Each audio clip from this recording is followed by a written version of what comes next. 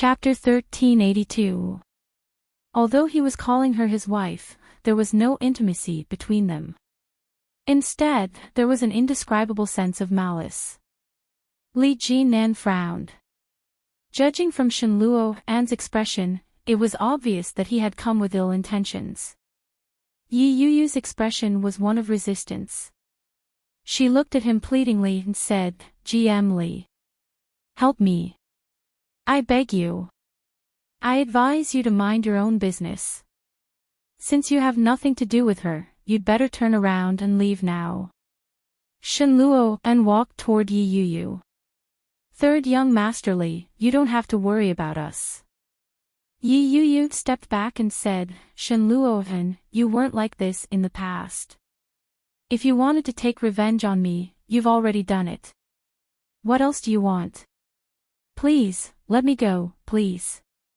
Those words were naturally directed at Shenluo An, but more importantly, they were directed at Li Jinan. Shenluo An's face darkened. He strode forward and grabbed Yi Yuyu's hand. Before he could pull back, Shenluo An felt a sharp pain in his arm. A hand had grabbed him. Li Jinan twisted his hand violently. Shenluo An was caught off guard, and he screamed in pain. "Go!" Li Jinan shouted. Yi Yuyu didn't dare to stay any longer. She placed Li Jinan's laptop by the side of the clean flower bed and ran down the stairs like the wind. Shenluo An's hand was twisted, and his face was a little pale from the pain. He frowned and sneered, "Li Jinan, since you are not her lover, aren't you being too diligent in meddling in the family affairs of a married couple?" Li Jinan looked at Shenluo An.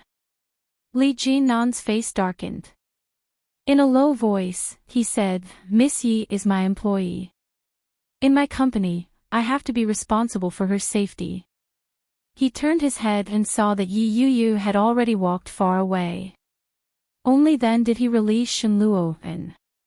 He turned around to pick up the laptop by the side of the flower bed. Even after the confrontation with Shenluo An, Li Jinan didn't show any signs of fatigue. His face wasn't red, and he wasn't out of breath. In contrast, Shenluo An looked a little worse for wear. It was no wonder that Yi Yuyu would fall for such a man. But, how could that be? Even if they said that there was nothing between them now, what about in the future? At the thought that Yi Yuyu could accuse him of being a cuckold at any time, Shenluo An's heart felt as if it had been stuffed with a ball of cotton. He couldn't move it up or down. It was extremely uncomfortable. Shenluo An looked at Li Jinan's back as he prepared to leave. He raised his leg and kicked him hard in the back. Li Jinan never expected Shenluo An to launch such a sudden attack. Caught off guard, he fell straight down. As a soldier, Li Jinan subconsciously adopted a defensive posture. A 1.9-meter-tall man rolling down a flight of stairs that was more than 10 stories high was no laughing matter. Li Jinan fell to the ground and gritted his teeth in pain. His face and body were burning with pain. He looked up and saw Shenluo An walking down with his laptop. He smashed it viciously at Li Jinan and said, "B*****. Serves you right." In the time it took Shenluo An to walk down, Li Jinan had already recovered. He leaped up and caught Shenluo An on the ground. Shenluo An didn't expect this guy to be so tenacious. He was surprised, but he laughed and said, "I really underestimated you." Chapter 1383. What happened? The building security guard finally ran out. When he saw the scratches on Li Jinan's face, his heart skipped a beat. "GM Li, this," Li Jinan only glanced at him with a dark expression. He ignored him and said, "You underestimate a lot of things." He turned to look at the computer on the floor. The metal body of the computer was already a little twisted. It wasn't hard to imagine what the screen inside looked like.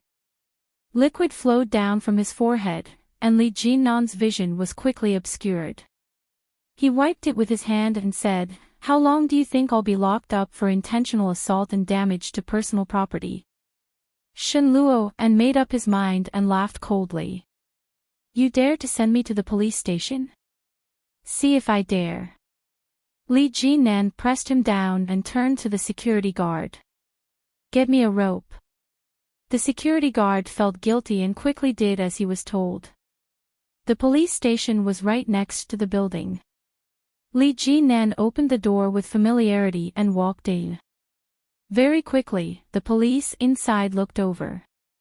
One of the young police officers who looked a little too robust saw Li Jinnan and quickly ran up to him. As soon as he walked in, he saw Li Jinnan's appearance. He gasped and asked, "Third brother, did this guy do this?" The scratches on Li Jinnan's body weren't serious, but they looked hideous. The police officer's heart ached for him and said, Such a handsome face. How can you be disfigured? Come over here and let me help you apply some medicine." "Sun Yi, come and detain this guy." "Coming." Li Jinnan shook his head and waved his hand. "There's no need." This kind of injury was nothing to Li Jinnan. It was just a superficial scratch. "You damaged personal property, and you even ambushed me and kicked me down the stairs. I'm afraid the computer can't be used anymore. You decide what to do." Li Jinnan released him and touched his face. There wasn't any blood, but it hurt a little. Under such circumstances, his image wasn't going to be any better. All right. Leave it to me. Come, third brother, let me apply some medicine for you." Mo Yuanshan pulled Li Jinnan and asked, "Who is this guy to do this? Is he tired of living?" "He's from the capital. His surname is Shen." "Oh." Mo Yuanshan didn't know what kind of famous people there were in the capital and who Shenjilia was, but from what Li Jinnan said, it seemed like he was very powerful. "No matter what, in Kingstown, third brother, you don't have to be afraid of anyone." Mo Yuanshan cleaned Li Jinnan's wound and asked, "By the way, is your older brother married? He's already 33 this year, right?" Li Jinnan glanced at him and asked, "Why? Are you going to introduce someone to him? You even know that? That's amazing. I really have someone to introduce to him. Don't say that to me. Tell that to my older brother. My parents and grandpa are all rushing him. If he could be moved, he would have done it a long time ago." Li Jinnan gasped. "Be gentle. Hey, what about you? I'm getting married next month. You have to come. You're already 29. You're not young anymore. It's time for you to find a girlfriend. I have a..." "Stop, don't talk. Can you apply the ointment quietly? If not, I'll go home and do it myself." Mo Yuanshan immediately shut up and quietly applied the ointment. After 10 seconds of silence, he spoke again. "What's going on between you and that Shenjilia? Is he looking for trouble with you?" Chapter 1384. Furthermore, he hadn't had much contact with Yi Yuyu recently. Even when Yi Yuyu had been hospitalized for a month, Li Jinnan had only visited her twice to avoid arousing suspicion. That night was Yi Yuyu's first time, and it was also his first time. Li Jinnan had never tasted a woman before, but that night wasn't bad. Originally, he had thought that he would be responsible for Yi Yuyu. Regardless of whether it was a scheme or an accident, it was still a one-night stand. He would accept it. Who knew that she was already married? Based on Li Jinnan's upbringing, he wouldn't get involved with a married woman. However, perhaps all men had a strange deep-rooted bad habit. A woman that he had slept with, regardless of whether he liked her or not, would always leave a deep impression. Therefore, while Li Jinnan avoided arousing suspicion in his personal life, he would intentionally or unintentionally take care of her at work. Could it be that he was taking care of her too much? Was that why she had attracted her husband's attention and taken such extreme measures? Li Jinan guessed in his heart and was slightly distracted. Mo Yuanshan called out, "Third brother." Yes. Li Jinan looked at Mo Yuanshan. Is it done? Yes. That guy's confession is out. He said that you seduced his wife. Mo Yuanshan looked at the confession and laughed out loud. This guy must be crazy. Can't he come up with a better excuse? Third brother, don't worry. Leave this matter to me. It's a small matter. When Li Jinan heard that, he became more and more annoyed. He stood up and said, "Fine. You settle it. I'm leaving." All right. Be careful. Li Jinan walked out of the police station and returned to the company's garage to retrieve his car. His heart was filled with displeasure. Li Jinan lit a cigarette and started smoking. He looked at the broken computer in his hand and felt a headache coming on. He dialed Luo Zhan's number and started the car. When he arrived at Luo Zhan's house, he seemed to be extremely busy. The smart door opened. When Li Jinan entered, he saw Luo Zhan's fingers flying across the keyboard. Luo Zhan turned his head and saw Li Jinan's bandaged face. His eyelids twitched. F***ck, third brother, were you in a fight? Li Jinan wasn't in the mood to explain. He said, "Help me export the documents. I need them tomorrow." That's it. Luo Zhan was speechless. Your second brother also knows how to do it. You should ask your second brother. Looking for my second brother. How am I supposed to explain my face? What if the children saw it? If my sister-in-law saw this, wouldn't she tell Grandpa and my parents? Li Jinan was a little annoyed. You're still the most reliable. Even if I suddenly come to your house, you're not afraid of bumping into a woman. Luo Zhan was Luo Zhan after all. He pursed his lips and honestly found a USB flash drive to direct it to him. He took out a pack of cigarettes and lit another one. Brother Luo, you've had a girlfriend before. Why do you think a woman would reject her husband? Luo Zhan said, I did have a girlfriend, but I didn't have a deep relationship with her. Therefore, it was impossible for it to reach the stage that he mentioned. What do you think? It's probably because the man is not good enough, Luo Zhan said casually. When those words fell into Li Jinan's ears, he had a sudden realization. So that was how it was, no wonder. Chapter 1385. After thinking about all this, Li Jinan suddenly seemed to understand. Li Jinan exhaled a long puff of smoke. He was very sympathetic and tapped the cigarette ash. Luo Zhan frowned and said with disgust, you should control your smoking addiction. We are a family. Your second brother doesn't smoke. Why are you so addicted to smoking? You are the same age. My second brother has a son and a daughter. Why are you still single? Luo Zhan was rendered speechless by Li Jinan's nonchalant words. Luo Zhan angrily pulled out the USB drive and threw it on him. Well, you can go back now. Li Jinan picked up the USB drive and patted Luo Zhan on the shoulder. Thank you. Goodbye. Luo Zhan was speechless. F***ck. Can't you be more sincere? Li Jinan didn't look back. He closed the door and left. F***ck. Luo Zhan felt that he had made a bad friend. Li Xiqing was like this. Oh Ming was like this. Now, even Li Jinan was like this. What kind of atmosphere is this? It's too much. Is it because I am too easy to bully? No. Impossible. It must be because they are two bullies. Luo Zhan turned back to the computer and continued to work. The more he thought about it, the more indignant he became.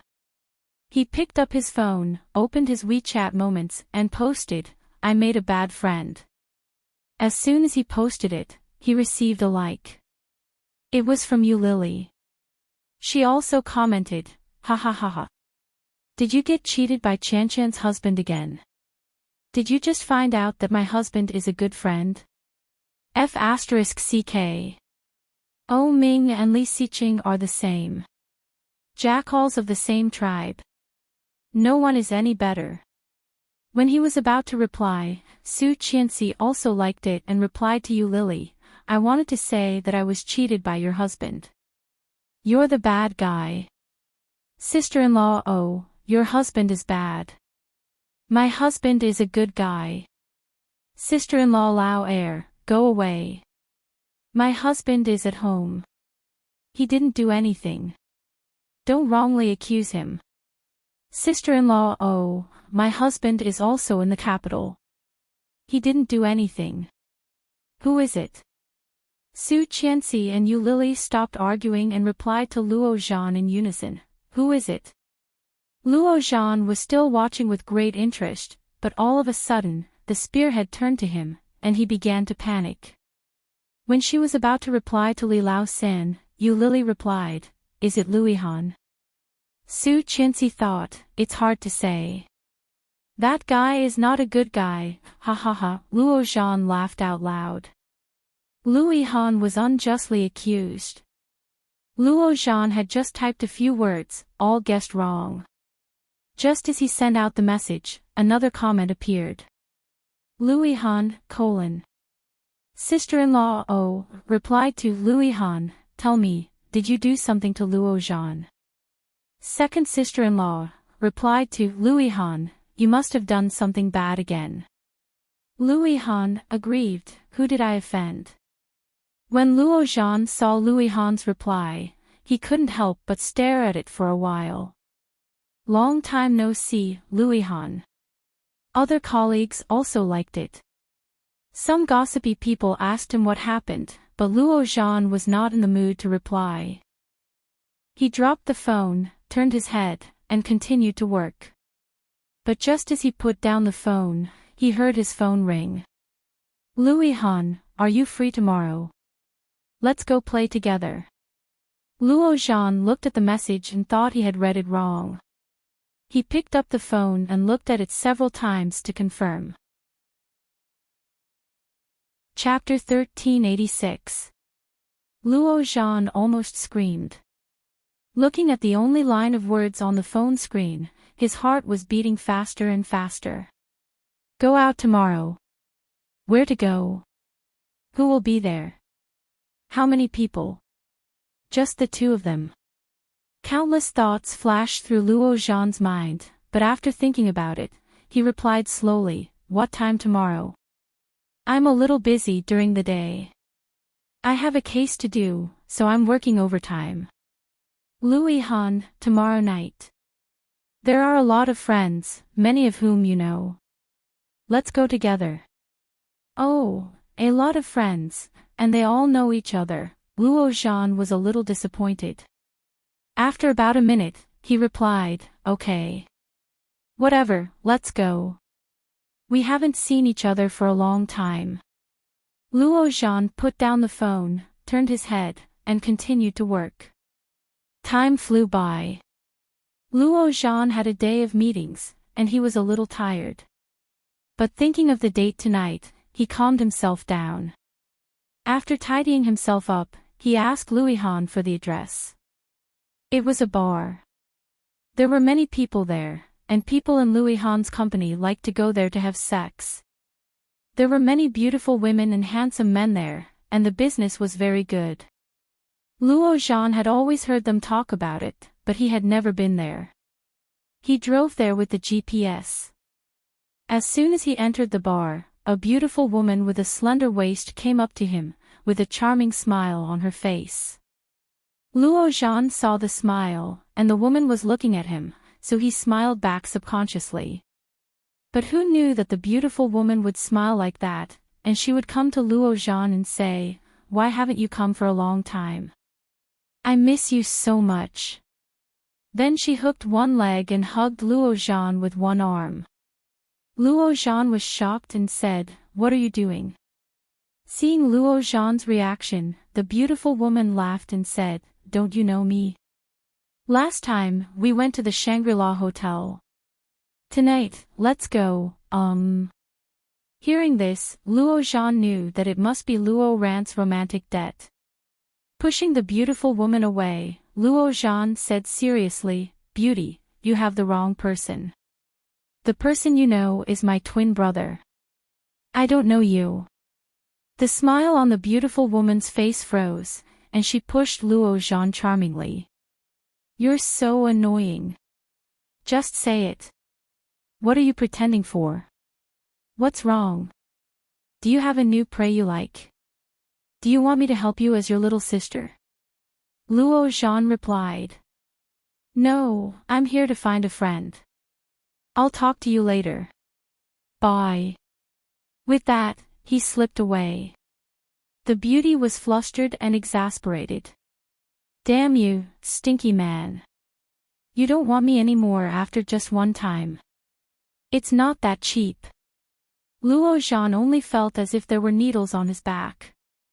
He turned his head and saw the charming beauty just now glaring at him. He immediately turned back. "Damn it, this damned Luo Ran. Luo Zhan, here." A familiar voice came. It was Louis Han's colleague. Luo Zhan walked over and saw Louis Han sitting in the crowd. Louis Han seemed to have lost a lot of weight, looking taller and slimmer. The blue veins on the back of his hands were more obvious, and his Adam's apple and cheekbones were more prominent. This fellow didn't seem to have seen second brother's sister-in-law recently. Could it be that he's lovesick? Thinking of this, Luo Zhan felt a little upset. Chapter 1387. Luo Zhan's shoulder was hooked, and Louis Han's colleague suddenly came up, holding a glass of wine in his hand, and said, "Come on, drink up." Subconsciously turning his head to look at Louis Han, Luo Zhan took the glass of wine and drank it all at once. Good. Good alcohol tolerance. The surrounding people clapped their hands, saying, "Ihan, look at your good buddy drinking, why don't you drink? Come on, it's not a big deal to fall out of love, it's not a big deal." The amount of information in these words almost made Luo Zhan spit out the wine in his stomach again. Fall out of love. This guy fell out of love. Got dumped? How could it be? Yes, don't you know? The colleagues around Louis Han nodded, and suddenly began to gossip. She pulled Luo Zhan to sit down and said, "Let me tell you, Han had a girlfriend some time ago. She is very beautiful and has a good figure. She comes to our company every day to see him, but I don't know why, she hasn't come recently." Let me guess, the colleague's voice had not been loud, but when it came to this point, her voice was even lower. She said, "Have you noticed that Louis Han has lost a lot of weight recently?" Nonsense. He had noticed it the first time he saw it. Luo Zhan turned to look at the colleague and asked, "Is it because he was dumped, and he is heartbroken, so he is like this?" No, no, no. The colleague immediately shook his head and said, "How could this guy be dumped by a woman? He was the one who dumped that girl." Ah. Luo Zhan could not understand and asked, "Why?" The colleague was very excited and clapped her hands, saying, "You are asking the right question. Why? We are also guessing." Louis Han was playing with his mobile phone in the crowd, looking around, and finally his eyes fell on the gossip colleague next to Luo Zhan. He picked up a piece of fruit peel and threw it at him, saying, "Don't talk nonsense. You only know how to spread rumors." The colleague reached out to take the peel and said with a smile, "Of course not, but you are really amazing. You even hide it from your best buddy. You are not a good friend. The best of brothers, is that him? For some reason, Luo Zhan felt a little happy in his heart. See, at least in the eyes of others, their relationship was still very good. Shut up, don't talk nonsense. Louis Han gave him a warning look, and the colleague immediately became quiet. This made things difficult for Luo Zhan. He didn't even finish his words. This feeling of not being able to go up or down was extremely uncomfortable in his heart. Luo Zhan looked at the person next to him, his face full of question marks. However, the man shrugged and said, "Hey, I'm going to the bathroom." He stood up and walked out. Luo Zhan immediately stood up and said, "I'll go too." "Didn't you just arrive? Are you going to the bathroom?" Louis Han knew what they were going to do at a glance and asked. But Luo Zhan didn't care at all. He turned his head and said confidently, "I have kidney deficiency." Under everyone's speechless gaze, Luo Zhan followed his colleague forward and urged, "What's going on?"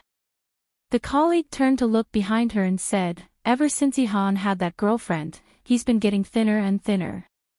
We all suspect that he couldn't take it anymore, so he dumped her." Luo Zhan said. "That's impossible, right? Hey, you don't know how seductive that woman is. Let me show you a photo." She quickly took out her phone and pulled up the photo. Luo Zhan looked at it and was stunned. Chapter 1388. She had willowy eyebrows, a pair of big round eyes, a high nose bridge, an oval face, and loose hair.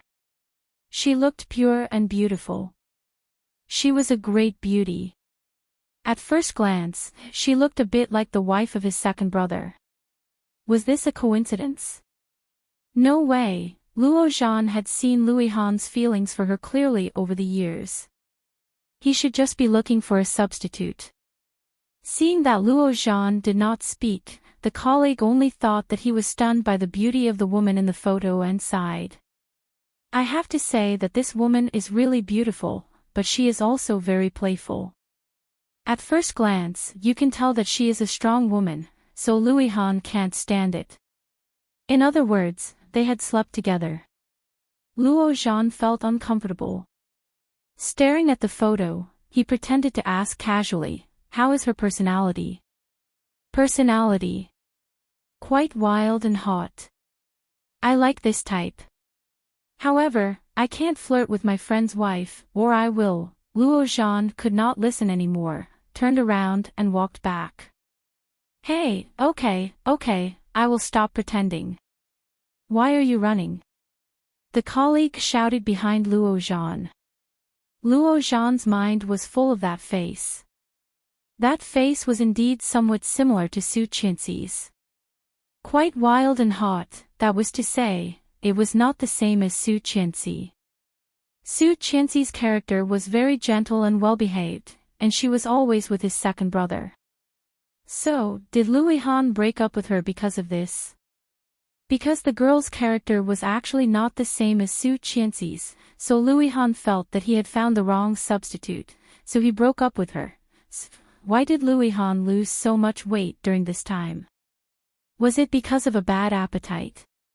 Or was it because of a bad stomach? As Luo Zhan thought about it, the noise in front of him had been restored.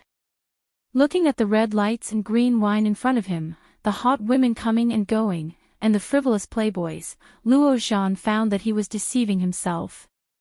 This was the world. Louis Han was already an adult man. He had his own life and his own choices. Even if he really slept with that woman, so what? Anyway, it was impossible between the two of them. Luo Zhan was well aware of this, but when he thought of this, his heart became more and more uncomfortable. Sighing heavily, Luo Zhan closed his eyes and murmured, Luo Zhan, wake up. You are a man." He opened his eyes and walked forward. Compared to just now, Luo Zhan was much more enthusiastic. She drank one glass after another and encouraged others to drink, but she never looked at Louis Han again. Louis Han did not touch a drop of alcohol the whole night. Luo Zhan saw it. When he was half drunk, he looked at Louis Han with a glass of wine and teased, "Hey, Louis Han, why are you more and more like a gigolo? Trying to lose weight? You're so skinny that you look like a ghost. Do you know how ugly you are?" Louis Han's eyes were sober. Looking at Luo Zhan's flushed face, he calmly said, "You are drunk." When Luo Zhan heard that, he smiled and ignored him. He held the wine glass and drank it again. Louis Han couldn't stand it anymore. He stepped forward and snatched the glass away from him. "Don't you know that you can't drink? No one will care about you even if you die on the side of the road." Chapter 1389. The woman was wearing a tight silver dress that left her shoulders bare. Her arms were fair and delicate, and her face was painted with exquisite makeup. One look was enough to tell that she was a veteran who frequented nightclubs. When the crowd saw this woman, they all whistled. "Who is this? Aren't you going to introduce her to us? I didn't expect an honest boy like you to find such a beautiful girl." "Not honest. Ha ha ha." They spoke one after another, causing Luo Zhan to be somewhat annoyed. Waving his hand, Luo Zhan said impatiently, "What the hell? Where did this pheasant come from? Do I even know you?" When the woman heard this, her expression changed again and again. "What do you mean? I already said that I don't know you, but you insist on pestering me like this. If you're not a wild chicken, what are you?" Luo Zhan's tone was obviously very bad. Hey, how can you treat a beauty like this? You'll be punished by heaven if you do this." Some people around had already begun to feel pity for him. They looked at Luo Zhan reproachfully and said, "Beauty, this boy is drunk. Don't lower yourself to his level." But before he finished speaking, the man looked behind her with his eyes wide open. Not only him, but even the people around him all looked behind the woman. Behind the woman, more than a dozen tall and powerful men had already walked out, all wearing tight t-shirts. They all stood behind the woman, looking at the men in front of them with unfriendly expressions. The beauty sneered, looked at Luo Zhan, and said, "If you have the guts, say what you just said again." Luo Zhan's back was facing them, so he naturally did not see their current situation. But when he saw the situation of his companions, he subconsciously turned around as well. With one glance, Luo Zhan was dumbfounded. He was simply in a bad mood, so he wanted to vent. What was going on now? Luo Zhan felt a little flustered and said, "What do you want?" The woman was very satisfied with Luo Zhan's expression. She turned to look at the tallest man in the crowd and said, "Brother, you heard that? This guy didn't pay me, and he even King called me a wild chicken. Help me teach him a lesson." Luo Zhan was a homebody, a well-deserved homebody. He was the kind of otaku with disheveled hair and a dirty face who had cancer of laziness. His muscles had already turned into fat. Seeing this, Luo Zhan's eyes widened. He looked at the group of people behind him and said, "There must be some misunderstanding. To be honest, I have schizophrenia. Just now, it was my other personality that spoke." The beauty in the lead sneered and said, "Then your personality switch is quite free. Big brother, beat him up." The beautiful woman waved her hand, and the muscular men behind her stepped forward. One by one, they flexed their muscles and quickly surrounded her. Luo Zhan sat where he was and suddenly sneered. He looked at them with a very calm expression and said, "Are you sure you want to do this? I'm warning you, you'll regret it. My big brother is around here. If he finds out that you bullied me, you'll die a horrible death." Hearing this, those people all laughed. The leader raised his leg and stepped on the table in front of Luo Zhan. He said, "Is that so? What's your brother's name?" Chapter 1390. Everyone was listening attentively. Seeing Luo Zhan's serious look, they thought he really had something up his sleeve. But when they heard the roar, everyone immediately understood. They had been tricked. The muscular man was suddenly pushed down and fell to the ground in an instant, appearing to be in a somewhat sorry state. At the same time, those who had been sitting down suddenly got up and dispersed. The muscular man who had been pushed down was furious and roared, "Stop!" His strong arm grabbed at Luo Zhan's leg. Luo Zhan lost his balance and fell forward. But the pain he had imagined didn't come.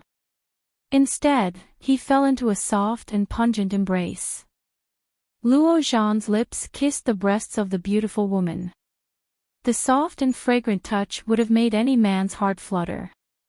But Luo Zhan wasn't an ordinary man. Such a touch that would make ordinary people feel good and happy was no different from a wild beast to Luo Zhan. Eyes wide, Luo Zhan subconsciously used his hands to prop himself up. But who knew that the beautiful woman would hug him and twist her body? She said, "Why didn't you do this earlier? What are you pretending for? We had a good time last time, didn't we?" As she spoke, the beautiful woman's mouth moved closer and asked, "You don't have a girlfriend yet, do you?" Luo Zhan's eyes widened. He suddenly felt goosebumps all over his body. This woman was obviously a slut. Not only had she slept with Luo Ran, but now she wanted to sleep with Luo Ran's younger twin brother. Pfft! How could the two good children of the Luo family be tainted by such a slut? Luo Zhan turned his head in resistance and pushed the beautiful woman away. But this action made the beautiful woman, who had just calmed down, angry again. She shouted, "Beat him up!" The surrounding people rushed forward and surrounded Luo Zhan. The people just now had already run far away.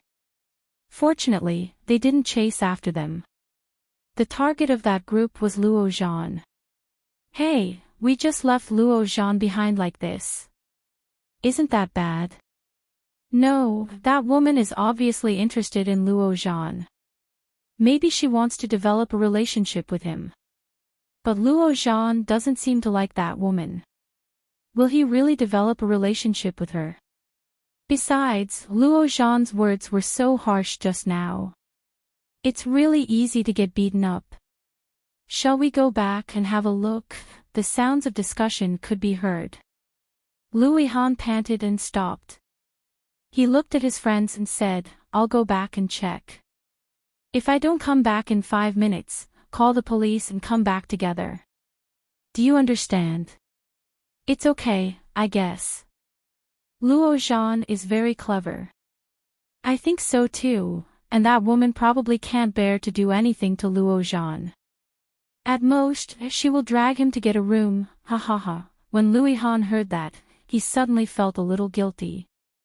Would Luo Zhan accept a woman? No, probably not. This guy wasn't the kind of person who was half-hearted, and it was even more impossible for him to be bisexual. Moreover, this fellow's mouth was so despicable. He might really get beaten up, Luo Han thought, quickened his pace, and ran back to the bar. The bar was getting closer and closer. Luo Han ran in and saw the crowd. Dash! Chapter 1391. There was a lot of discussion in the crowd. Luo Han was shocked and rushed in at the first time. When he saw Luo Zhan, his face was already bruised and held by 2 people. Many people were looking at this side, but no one came forward. Damn! Luo Han only felt a rush of blood to the top of his head. Luo Zhan. Luo Zhan looked up a little awkwardly.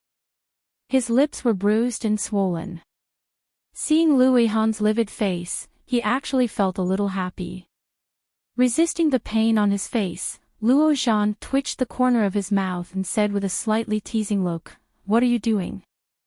Haven't you seen someone get beaten before?" This look, it was like when they were still living together. Every time he cooked, he would solemnly vow, "Today, I must let you taste what is called the Manchu Han Imperial Feast." But every time, it ended in failure. Every time, he would look unrepentant and loudly say, "What are you doing? Haven't you seen a chef fail before?" Memories came to him all at once. After all, they were friends for many years. Louis Han's heart seemed to be blocked. His masseter muscles tightened, and he rushed forward to pull the man who was holding Luo Zhan. There was a commotion around. All of them were people who were not afraid of getting into trouble. Some people even whistled to add to the fun. No one had the slightest intention to intervene. Louis Han's skills were not bad, but he was just an IT man. In terms of physical strength and skills, how could he compare with those people who had been in the underworld for a long time? For a time, it was a hard fight. But Louis Han only hit a few times, and the situation was one-sided. Idiot! Luo Zhan really wanted to take him to see what a pig's brain looked like. In this case, couldn't it be over directly to the police? How could these thin arms and legs be the opponents of this group of muscular men? Just when Luo Zhan thought that he was going to be crippled here today, the crowd suddenly quieted down.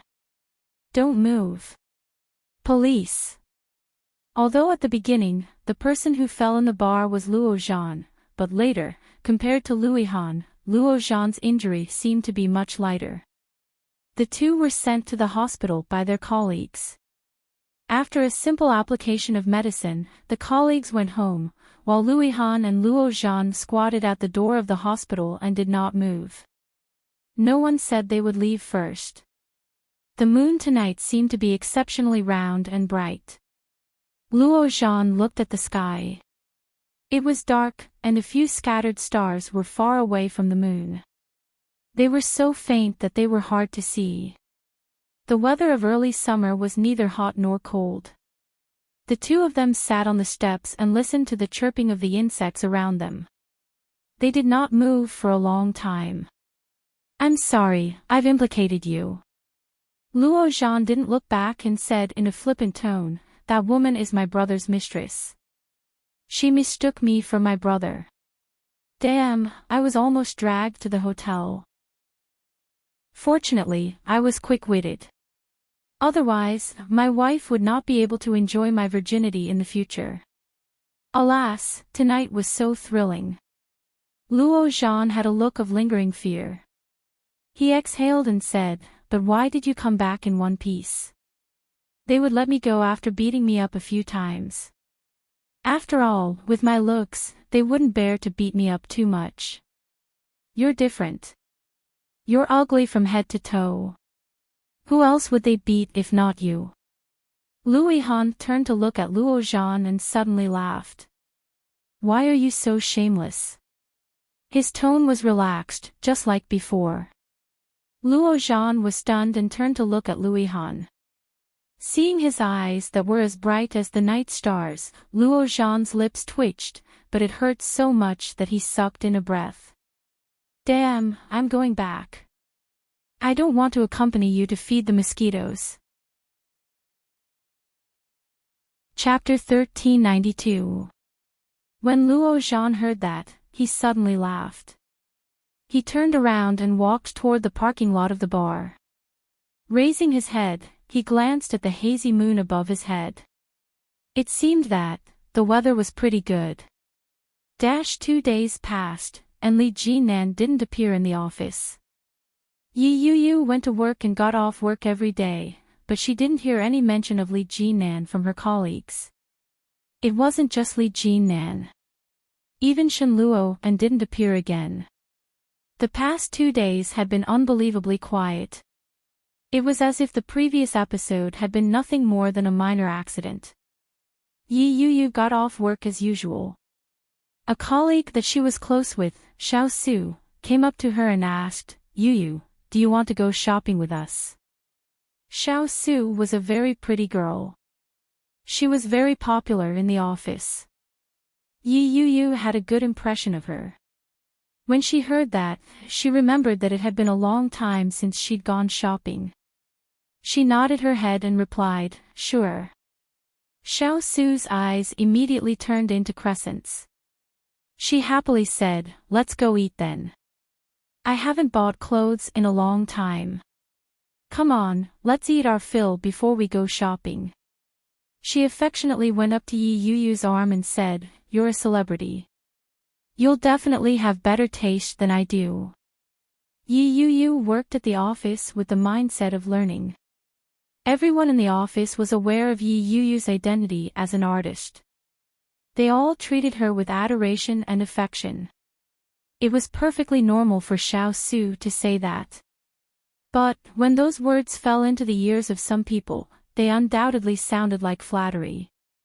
Hey, Xiao Su, even if you want to suck up to someone better, you should find someone better to suck up to. People who don't know better would think that you're so shabby now, a woman who looked a little older said. Her eyes were filled with disdain and hostility. Yi Yu knew this woman.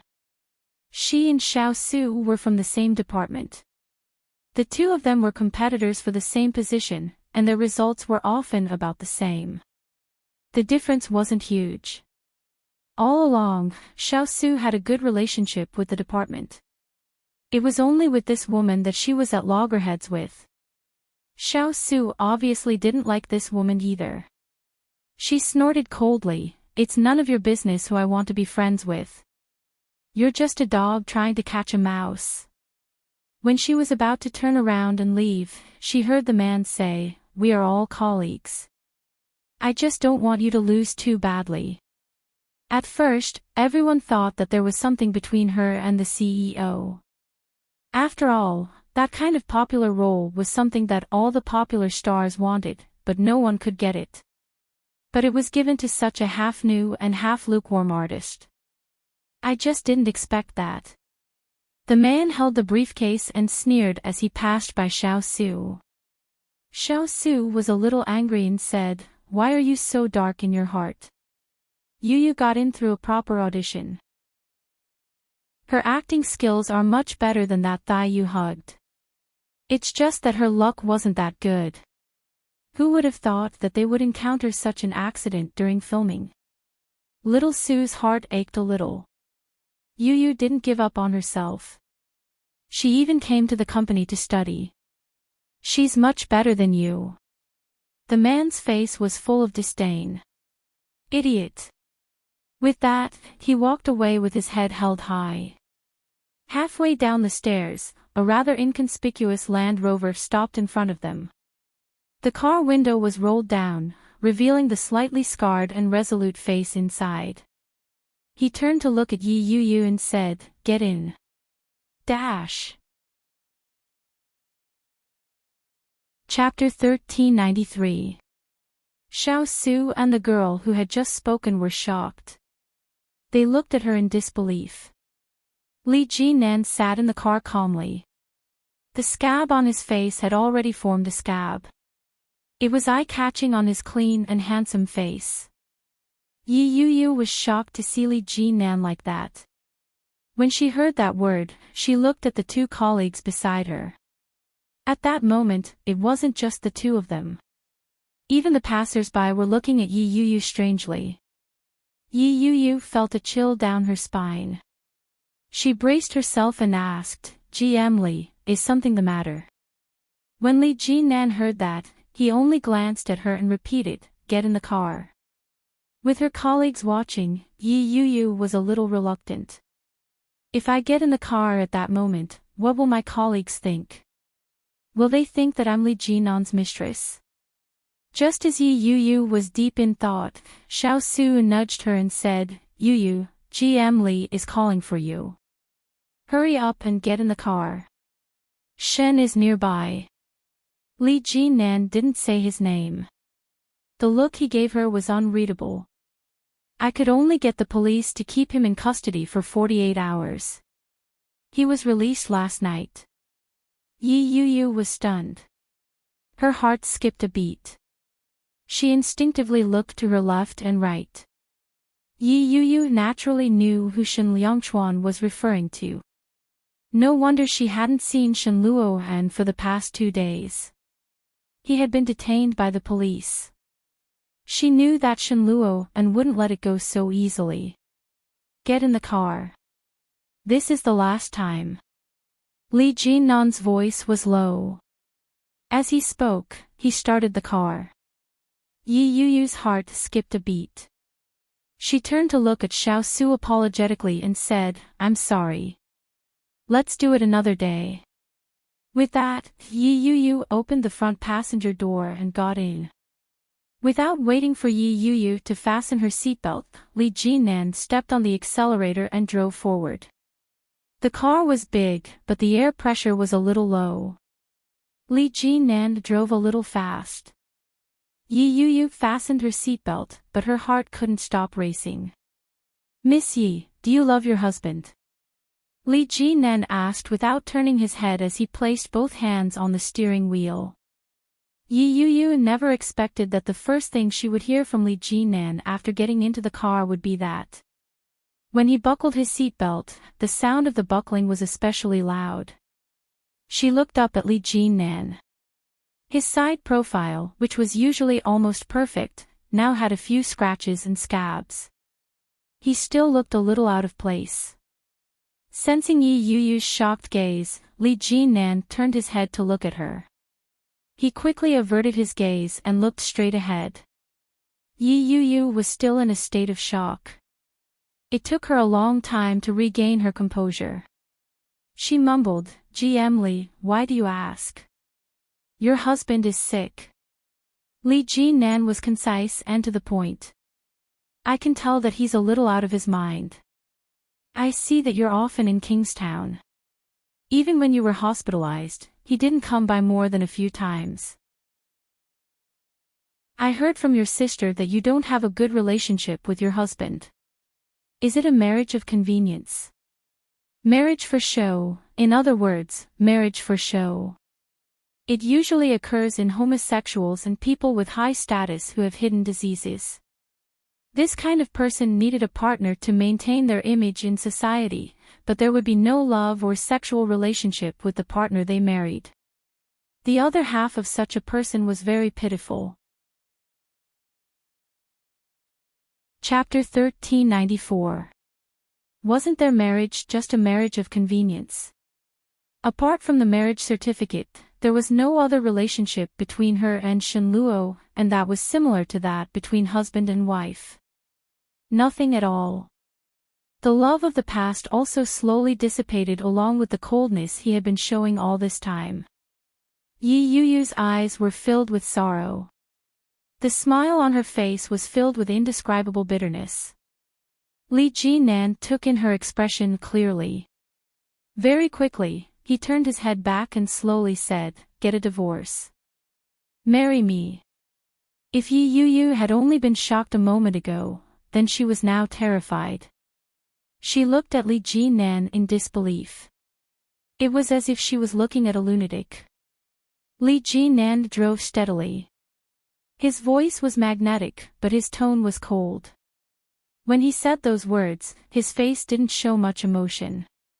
In fact, he was expressionless.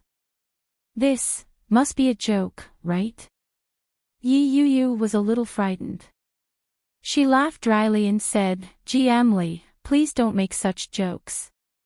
Li Jinnan turned the steering wheel, and the car turned into a small road. The car slowed down. The car quickly came to a stop. Li Jinnan turned his head to look at her and asked, "Do I look like I'm joking?" Indeed, he didn't. Furthermore, would Li Jinnan joke? He didn't look like someone who would joke. He was from a military background. He was a man of his word, wasn't he?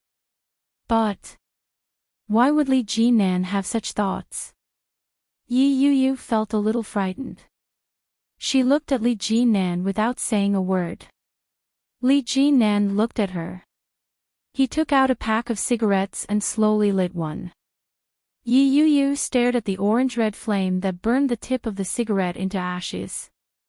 The flame flickered, mirroring her current mood. "I've never had a girlfriend, and I've never touched another woman. That night was your first time, and it was my first time as well. No matter how you look at it, you're not at a disadvantage. Li Jinan flicked the ash off his cigarette and said, since your relationship with your husband isn't harmonious, it's best to get a divorce early. A marriage of convenience. The only thing that mattered between them was profit. Li Jinan didn't think he was bad. At the very least, he was much better than Shen Luohan. Compared to a husband of convenience who was prone to domestic violence, an outstanding man like Li Jinan should be much more attractive. A normal woman, no matter how stupid she was, would know what to choose.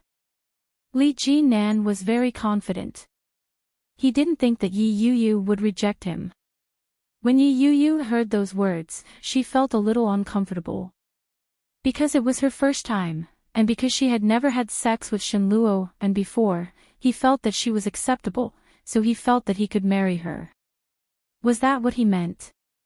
And would it be Li Jinan's first time? Li Jinan was only 1 year younger than Shen Luohan. He was already 29 years old. Such a man still had his first time, and it was with her. Yi Yuyu found it hard to believe. GM Li, I'm married. With your status and background, you can go find young and beautiful girls who haven't been married before. She couldn't understand what he was thinking. She continued, if you feel that you need to be responsible for me because it's my first time, GM Li, I can tell you very clearly that there's no need.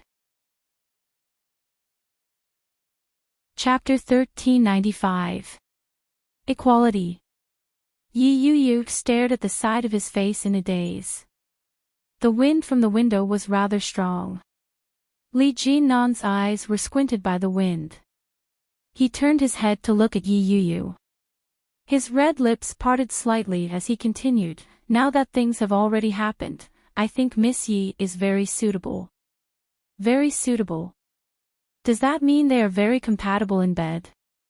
She laughed and said, GM Li, I've been married before.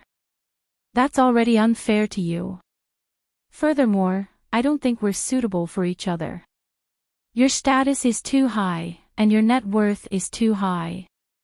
I can't match up to you. Besides, it's not up to me to decide whether or not we get a divorce. Wasn't it up to her to decide whether to divorce or not? Li Jinan raised his eyebrows slightly, but in his heart, he felt that it was only natural. After all, wouldn't a marriage of convenience be formed only after reaching an agreement of benefits? He looked at her and asked, are you saying that as long as Shen Luohan agrees to the divorce, you'll be with me? When Yi Yuyu heard that, she looked at him as if he was a lunatic. He had originally thought that this fellow was quite normal and decent. Why was his way of thinking so deviant? He was as difficult to communicate with as Shen Luohan. She didn't want to pay any more attention to the man. She reached out to open the car door and said, thank you for bringing me here. I can go back on my own. As she spoke, she had no intention of stopping. Yi Yuyu quickly got out of the car, slammed the door shut, and turned to leave. Li Jinan turned his head to look. The wind outside was very strong. Yi Yuyu's dress clung tightly to her body, making her look especially thin and frail. Just now, she had tacitly agreed, right? Li Jinan put out the cigarette and looked at himself in the rearview mirror. He raised his eyebrows slightly. Yi Yuyu was a good woman. Since Shen Luohan couldn't give her happiness, he would. Yi Yuyu hailed a taxi. When she got in, Li Jinan's rebellious words kept replaying in her mind. There were millions of good girls in the world, but he actually persuaded a married man to divorce and be with him. The more Yi Yuyu thought about it, the more she felt that he was toying with her. How could a normal 29-year-old man not have had a girlfriend? Furthermore, how could a normal 29-year-old man not have had a girlfriend? Secondly, Li Jinan was so good that all the women in Kingstown would flock to him with a single word from him. Why did he have to hang himself on a tree like her? Moreover, in Shen Luohan's words, she had been married before and divorced before remarrying. In the eyes of others, Li Jinnan was like picking up used shoes. How could the Li's family allow their descendants to pick up used shoes? Yi Yuyu had figured it all out. She felt even more stifled. She cursed in a low voice, "You're crazy." The taxi driver glanced at the rearview mirror with a strange expression. Yi Yuyu ignored him and drove straight to their destination. Yi Yuyu opened the car door and made her way back home. Just as she reached the entrance of the estate, she saw a familiar figure walking in the garden in front of the estate. The man raised his head. It was obvious that he had seen Yi Yuyu. His hands were in his pockets. His eyes were sinister as he looked at Yi Yuyu with a faint smile. When Yi Yuyu saw the man, her heart skipped a beat. She stopped in her tracks. Chapter 1396. Shen Luohan's voice was very slow. His eyes were fixed on Yi Yuyu. His footsteps were neither fast nor slow, but every step he took seemed to trample on Yi Yuyu's heart. Yi Yuyu looked at Shen Luohan, and her heart beat faster and faster. The man in front of her had dark circles under his eyes, but it was obvious that he had freshened up and changed his clothes. He didn't look like he had been imprisoned. However, he still looked tired. His complexion didn't look good. It was obvious that he hadn't had a good time the past 2 days. Shen Luohan saw Yi Yuyu's expression and smiled. "Come back to the capital with me, Yuyu. You haven't seen Yi in a long time, have you?" Guan Kui, that name had existed between Yi Yuyu and Shen Luohan for 7 years. For 7 years, that name had been a barrier between them. Even though she knew that there was such a person between them, Yi Yuyu still married him without hesitation after he proposed. She had thought that as time went on, dripping water would wear away a rock. Who knew? Yi Yuyu suddenly felt ridiculous. She wanted to laugh, but her heart ached. Shen Luohan walked closer and said, "Let's go back to see her. I think she must miss you very much." Shen Luohan's expression was very normal. He looked at her and slowly said, "Also, Mom and Dad have been talking about you lately. You don't want to go back during the holidays. You're the daughter-in-law of the Shen family, after all. Even if your heart isn't here, you should still show the proper etiquette." If it was Yi, he wouldn't have been so rude. "Is that so?" Yi Yuyu looked up at Shen Luohan without backing away. "I heard that Guan Kui's condition has improved a lot recently. Didn't you go to see her? My mom asked me for something of yours last time. Didn't they contact you?" Shen Luohan really didn't know about that. He frowned and asked, "Yi's better. What does she want from me?" Yi Yuyu carefully looked at Shen Luohan's expression and smiled. "She wants your essence of the night." Shen Luohan was stunned. He looked at Yi Yuyu, and his face darkened. Nonsense. How could Yi want something like that? Guan Kui's personality was very pure. Because of her family, she might have been a little arrogant, but she was also very kind. If one were to describe Yi Yuyu as a beautiful lily whose fragrance wafted from miles away, then Guan Kui would be the sweet and lovely daughter of a humble family.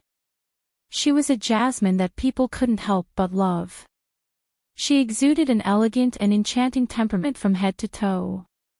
She was so clean that she was above the common people. However, such a girl had been ruined by a wild lily in the past. Shen Luohan looked at Yi Yuyu's face and became more and more impatient with her. He sneered and said, "She's already been forced into this state by you. At this point, you still want to defame her. Yi Yuyu, you're getting more and more despicable." Every word that came out of Shen Luohan's mouth was like a venomous dart. Not a single one missed, and every one of his moves was deadly. It was always like that. Guan Kui was beautiful, but she was evil. Her family, her lover, and no one believed her. Yi Yu looked at Shenluo and chuckled. She averted her eyes and said, "It's up to you whether you believe me or not. I've already conveyed my message. Since Guan Kui has regained consciousness, she probably needs you the most. It's a pity that I've been busy with work lately, so I won't be going back with you to see her. You can go by yourself." Chapter 1397. You're feeling guilty, aren't you? Shenluo was already standing in front of Yi Yu. The distance between them was only a step. Are you afraid that you'll feel guilty when you see her? Shenluo's eyes were burning. He looked at Yi Yu with a hint of anticipation. When he realized what he was feeling, Shenluo was stunned. What was I anticipating? Hoping that this woman would repent, hoping that this woman would feel guilty. Shenluo laughed at the thought. It wasn't clear whether he was saying it for Yi Yu or himself. Shenluo muttered, "How is that possible? If I felt guilty, you would have felt guilty a long time ago." Yi Yu's gaze was calm as she replied, "I've said it before. It wasn't me. I won't admit to anything that wasn't done by me. I said the same thing back then, and I still say the same thing now." The anticipation in Shenluo's heart completely dissipated. His gaze returned to coldness. With both hands in his pockets, he asked, "Aren't you going to invite me to your house?" "I'm sorry. I'm not interested." Yi Yu walked around him and prepared to leave. Before she could take a step forward, he grabbed her arm. Shenluo stared at her. His gaze was malicious, and his grip was strong. He said, "But I'm very interested.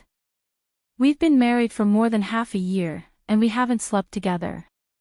You're still a virgin, aren't you? I'd like to verify it myself." When Yi Yu heard that, her breathing quickened. An indescribable emotion suddenly expanded in her heart and exploded. She waved her hand violently in an attempt to shove his hand away, but all she got was a heart-wrenching pain. "What? You don't dare." The suspicion that Shenluo had been harboring for a long time was confirmed. "Yi Yu, did you cheat on me?" It sounded like a question, but there was no doubt in his tone. Yi Yu's heart skipped a beat. Her face turned red. She gritted her teeth and yelled, "What are you doing? Let go of me." Shenluo's masseter muscles tightened, and he tightened his grip on her hand. Yi Yu screamed and yelled, "Help! Let go of me!" The commotion between Yi Yu and Shenluo was very eye-catching at the entrance of the neighborhood. At that moment, Yi Yu's screams attracted the attention of many of the residents. The two burly men who lived in the neighborhood had just parked their car. When they heard Yi Yu's shout, they immediately looked over. At first glance, they recognized that the girl was their neighbor. The two of them rushed over and shouted, "What are you doing? Let go!" Shenluo's heart sank. He loosened his grip and said, "I'm her husband." "No." She thanked the two burly men and ran toward the lobby of the neighborhood. "You're right," Yi Yu said quickly after her hand was released from her grip. The two men didn't know Shenluo and had never seen him before. When they saw that Yi Yu didn't have a strong reaction, they didn't meddle. However, Shenluo didn't know which block, which floor, and which room Yi Yu lived in. Now that she had run away, he couldn't find her again. Shenluo was so angry that he gritted his teeth. But soon, he calmed down and breathed a sigh of relief. He muttered, "Shenluo, calm down. Wait a minute, Shenjie seems to be very familiar with that woman's sister. Furthermore, he was a frequent visitor to Kingstown. He should know which building and which room Yi Yu was staying in." Shenluo thought for a moment and picked up his phone to call Shenjie. Dash. Chapter 1398. Shenjilia was still in the hospital. He had just packed his things and was about to leave when he received a call from Shenluo. Luo Ran had just picked up his car keys when he saw Shenjilia pick up the phone. He whistled and asked, "A date with a pretty lady?" "It's my brother." Shenjilia picked up the phone and picked up his backpack. "Hello. Xiaolai, are you close to Yi Qianqian?"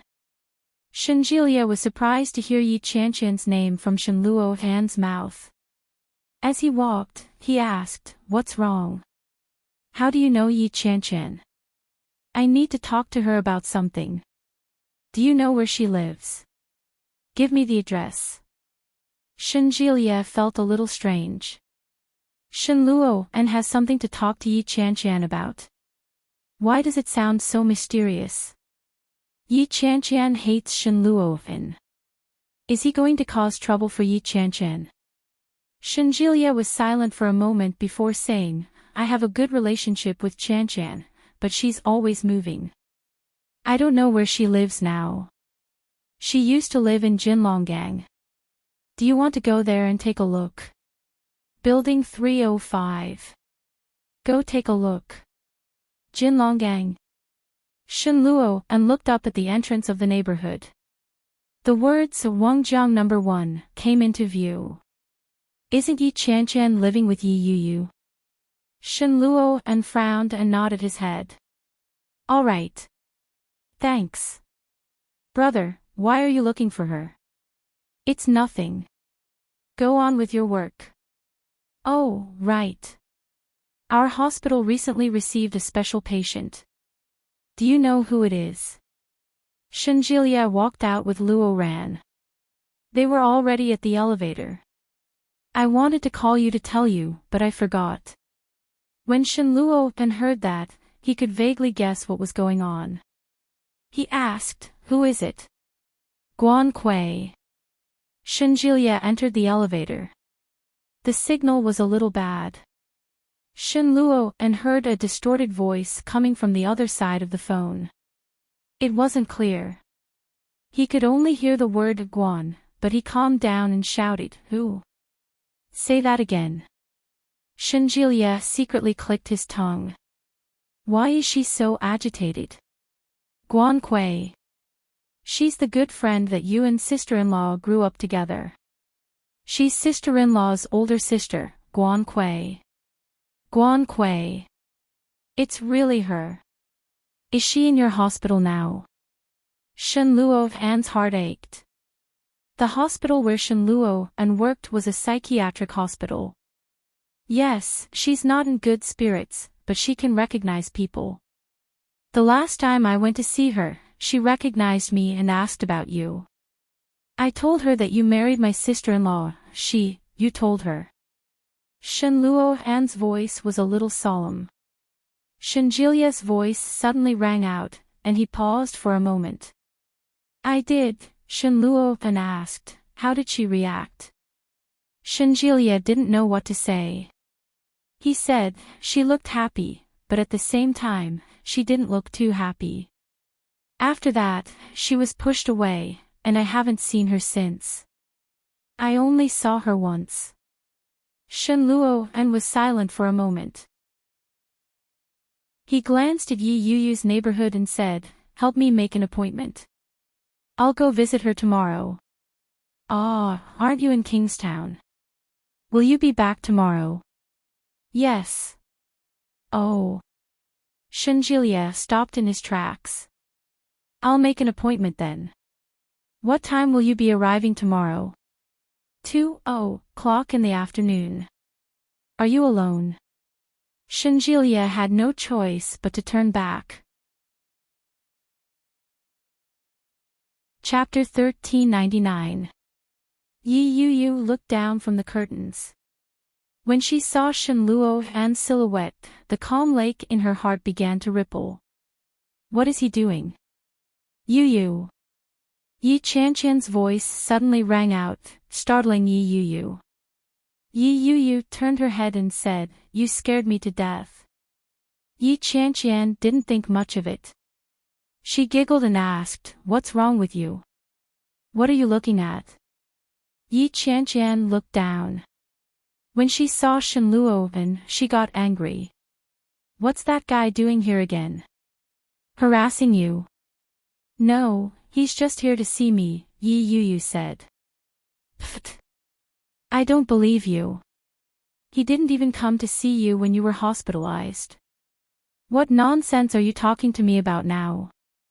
Yi Qianqian rolled her eyes at her. "Hey, just leave him be." Yi Yuyu looked down at Shen Luo and with her brows furrowed. Shen Luo and is indeed different from before. Is it really as Li Jinan said? Is there something wrong with his mind? That shouldn't be the case. Shen Luo and is such a capable and intelligent person. He should be able to adjust himself. With that thought, Yi Yuyu relaxed and changed the topic. "What are we eating tonight?" At the capital's leading psychiatric hospital. In VIP Room 1, the afterglow of dusk shrouded the room in darkness. A young girl was curled up in the corner, staring at a painting hanging on the wall in front of her. Her eyes were empty, and she was in a daze. There was a sudden knock on the door. A middle-aged man walked in. When he saw the young girl in the room, his eyes were filled with pity. He walked to the wheelchair and squatted down. "Are you hungry?" he asked softly. The girl's eyes slowly began to glow. She turned her head and gently shook her head. "Daddy brought you your favorite cake. Do you want to eat some?" The girl shook her head again. Her face was expressionless. She turned her head and continued to stare at the painting. "Have some.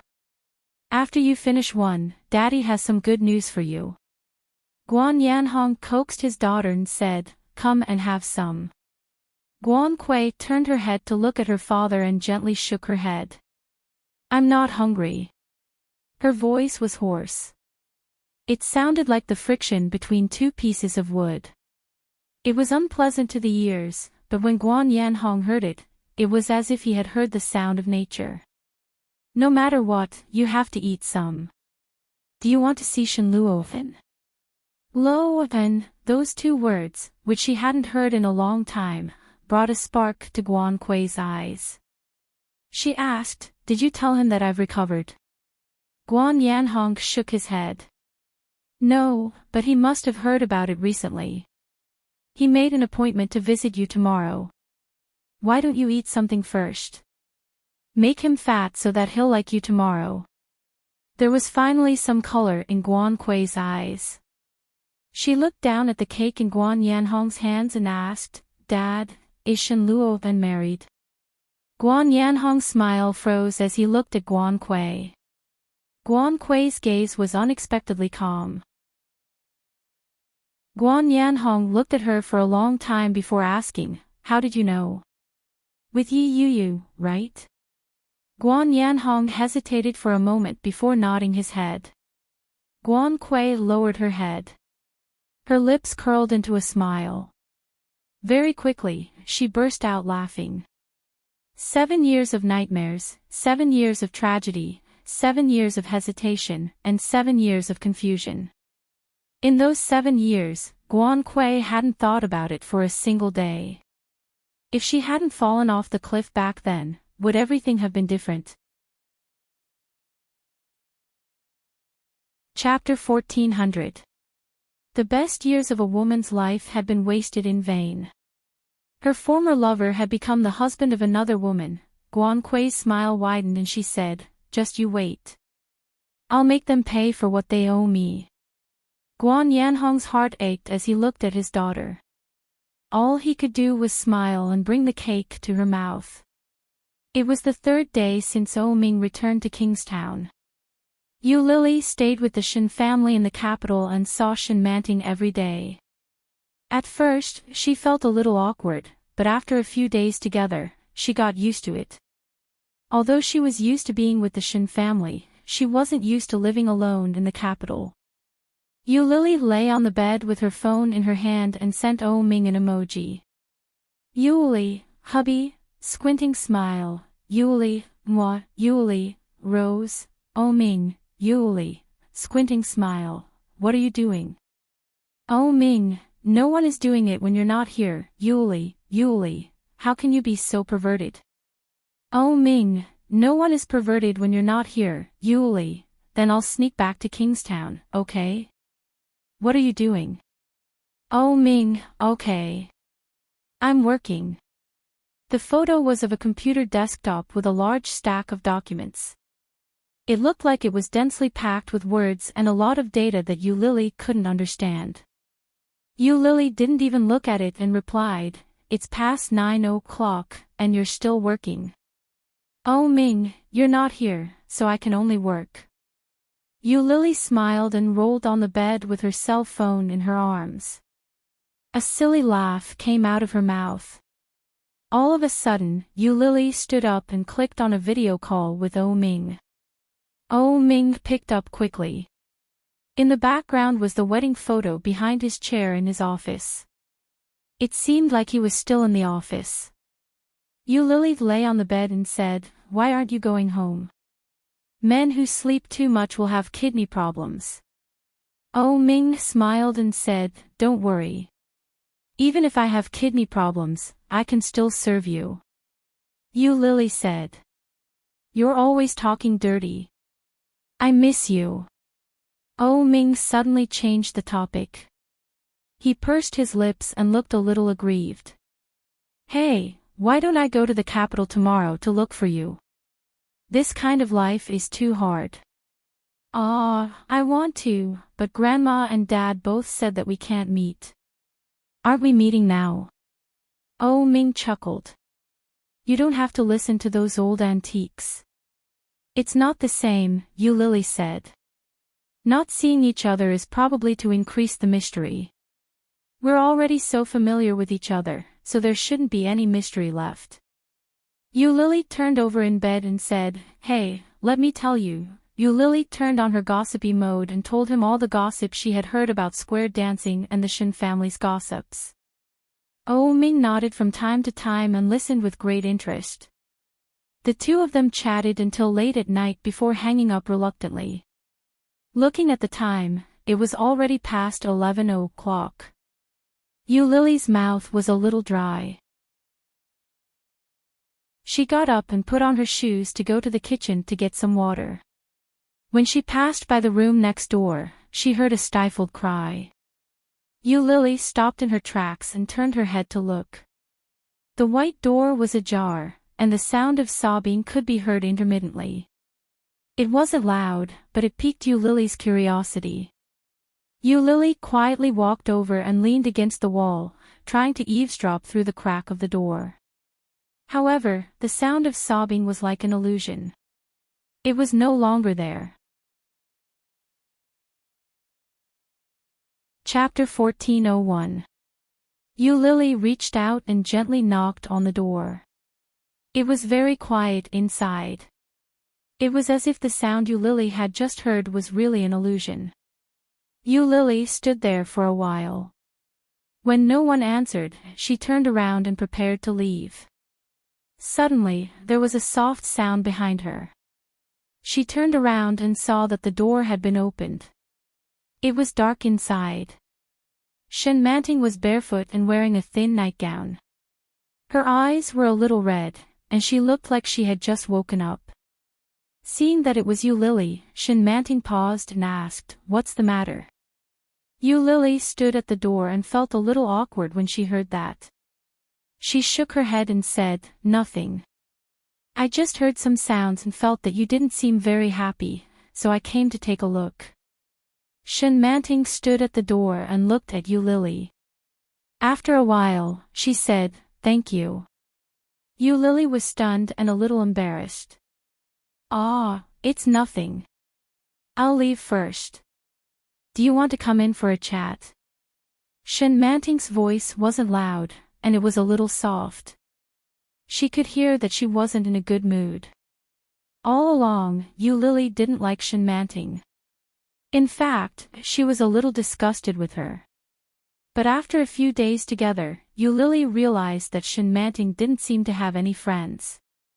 Every day, Yu Lily would go back and forth between the company and home. Yu Lily had accompanied old Mrs. Shen and heard a lot about Enchanting. This girl is very lonely. Yu Lily thought about it and nodded. Enchanting's room was smaller than old Mrs. Shen's, but it was bigger than the guest room that Yu Lily was staying in. What made Yu Lily feel a little strange was that in addition to Enchanting's things, there was also a man's things in the room. The man's tie was on the bedside table. It was particularly conspicuous in this woman's room. Is it? Shenluopen. Yu Lily maintained her composure as she walked in. With a smile, she remarked, "Your room is so big." Enchanting smiled and sat on the bed. She asked, "When is your wedding?" "The 8th of next month," Yu Lily said. It was supposed to be last month, but O Ming's mother said that day wasn't very good. The 8th of next month is the best day of the year. I see. Happy wedding. Enchanting smiled. Do you know that I envy you so much? O Ming is really good to you. This, Yu Lily suddenly regretted coming in. It was awkward to sit in the same room with her man's ex-fiancé and talk about this kind of thing. Ha ha. Yu Lily laughed dryly. It's all right. He's always been like this. The smile on Enchanting's face was a little dry and didn't reach her eyes. She asked, "Do you need a bridesmaid at your wedding?" "I'll be your bridesmaid in Kingstown, okay?" Yu Lily was even more shocked. She looked at Enchanting in astonishment and asked, "You want to be my bridesmaid?" Can I? Since I can't be O Ming's bride, I'll be your bridesmaid. When you return to Kingstown, take me with you, okay? Enchanting looked at Yu Lily with a pleading look in her eyes. Yu Lily felt a little strange. Why would Enchanting make such a request out of nowhere? I don't have many friends, and I've never been a bridesmaid before. If you don't agree, I may never be one in this life, Enchanting said with a smile. I can't even be a bride, and I can't even be a bridesmaid.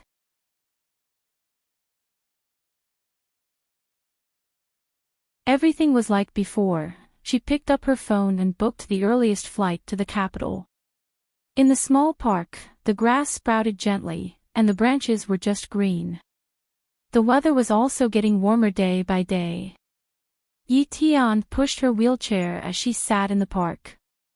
Every now and then, she would see a bird flying by. She would chuckle and point in that direction as she said, "Look, Yi. Another bird is flying by." Chapter 1403. Yes, but he hasn't arrived yet. Yi Tian looked at her watch and asked, "Do you know who's coming today?" Luofen. Guan Kui was filled with anticipation, but her eyes quickly became unreadable. "And Yu." Yi Tian nodded her head and looked into the distance. With a look of surprise, she said, "Look, Luofen is here." When Guan Kui heard that, her eyes lit up. She raised her head and looked in the direction that Yi Tian had pointed. The sun was shining brightly that day. A tall figure walked up. His eyes were the same as they had been in the past, but his facial features were more defined. Shen Luofen was dressed in a casual suit. It was Guan Kui's favorite off-white color. He stepped forward in his clean and shiny leather shoes. With one look, it was obvious that he had put in a lot of effort into his appearance. When Yi Tian saw Shen Luofen in this state, she felt relieved. It seemed that although Shen Luofen was married to her, he hadn't forgotten about Kui at all. Yi Tian stood up and gently pushed the wheelchair forward. "Mom," Shen Luofen greeted Yi Tian with a gentle smile. When Guan Kui heard that greeting, she didn't feel very comfortable. Shen Luofen was holding supplements and beautiful flowers in his hands. He handed the flowers to Guan Kui with a gentle smile and said, "Long time no see, Kui." Guan Kuei looked at Shen Luofen. Her smile widened as she accepted the flowers. Luofen, I've missed you so much. As she spoke, her emotions flowed naturally. Her eyes were filled with longing. I've been thinking about you, Luofen.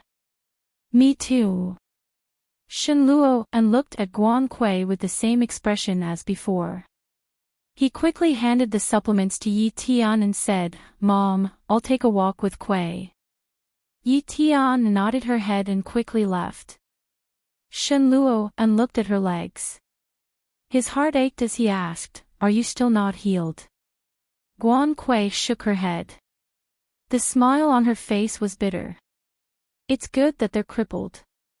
It's better than having my legs healed and not being able to dance in the future. Nonsense. You'll get better. Shen Luofen gently placed his hand on her shoulder. I thought you wouldn't wake up. It's great to see that you're awake. Luofen, I woke up a long time ago. It's just that I didn't want to see anyone, Guan Kuei said gravely. Everyone thinks I'm crazy. I'm afraid I'll act up and beat you up. Wouldn't that be a grave sin for me? With that, the two of them looked at each other and smiled. By the time she reached the capital, it was already past 7 p.m. She asked for Shenjilia's address and instructed him not to tell anyone about it. Then, she hailed a cab from the airport to the hospital where Guan Kuei was staying. However, Guan Kuei wasn't in the room. Just as she was about to ask the front desk, she heard a familiar male voice. Shen Luofan's voice sounded very cheerful. He was slowly approaching them as he spoke. She turned her head, and Shen Luofan looked over at the same time. Their eyes met, and they were speechless. The air was inexplicably quiet. Yi Yuyu had specially dressed up that day. She was wearing the season's latest dress and a pair of pretty and luxurious sandals. She looked very dignified. When Guan Kuei saw Yi Yuyu, her hands gripped the sides of the wheelchair tightly. She glared at Yi Yuyu. Her breathing was heavy, and her eyes reddened. She gritted her teeth and growled, Yi Yuyu. Chapter 1404. Yi Yuyu stood where she was and called out, Sister. Ah! Guan Kuei's eyes were bloodshot as she screamed. She stretched out her arms, and her entire body fell forward. She fell from the wheelchair onto the ground. This scene gave everyone a fright. Shen Luofen jumped and instinctively went over to help Guan Kuei up. Yi Yuyu ran over as well. Before she could get close, she heard Guan Kuei's cries. Yi Yuyu. Yi Yuyu, Yi Yuyu. Why did you do this to me? Why? Yi Yuyu stopped in her tracks. She looked at Guan Kuei in a daze. She found it hard to believe. When Shen Luofen heard Guan Kuei's cries, his expression turned to one of annoyance. He yelled, Get lost. Yi Yuyu stood rooted to the ground as she watched Guan Kuei being carried by Shen Luofen. Her heart ached. Guan Kuei buried herself in Shen Luofan's arms and wailed. Her hands clutched his shirt.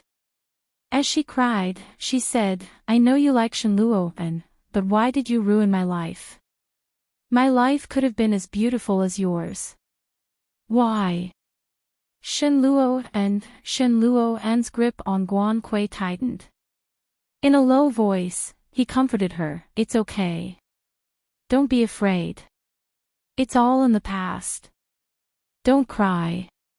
Be a good girl. Guan Kuei cried even harder.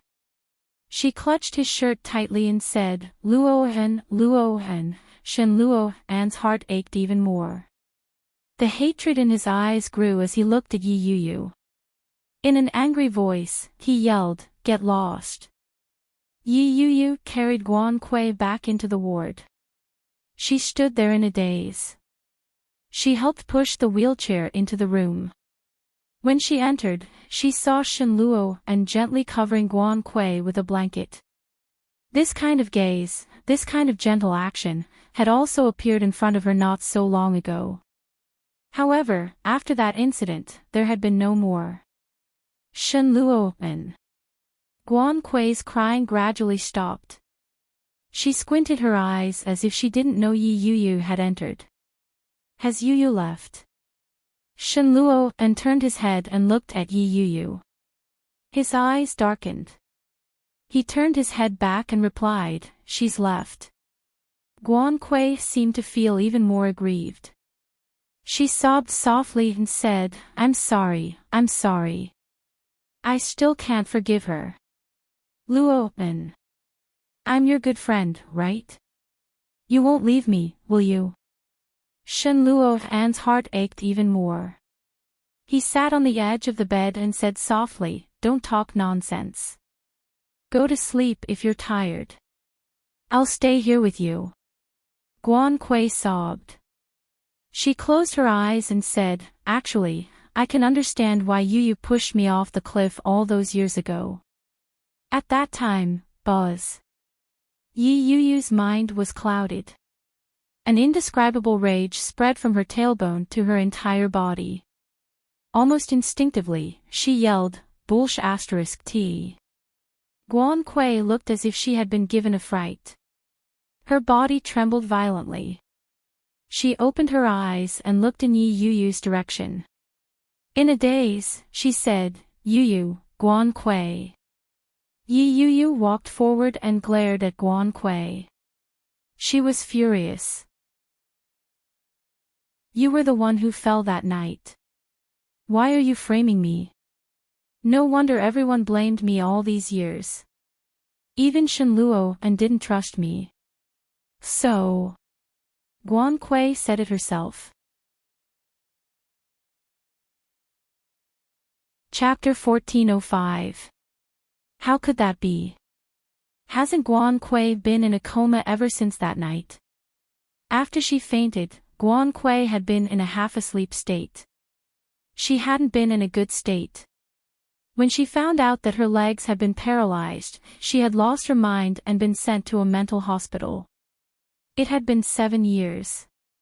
For the past 7 years, everyone had blamed her, resented her, and hated her. They had said that Yi Yuyu had been jealous of Guan Kuei and had pushed her off the cliff.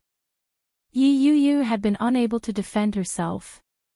She had been waiting and enduring. She had been waiting for Guan Kuei to wake up and prove her innocence.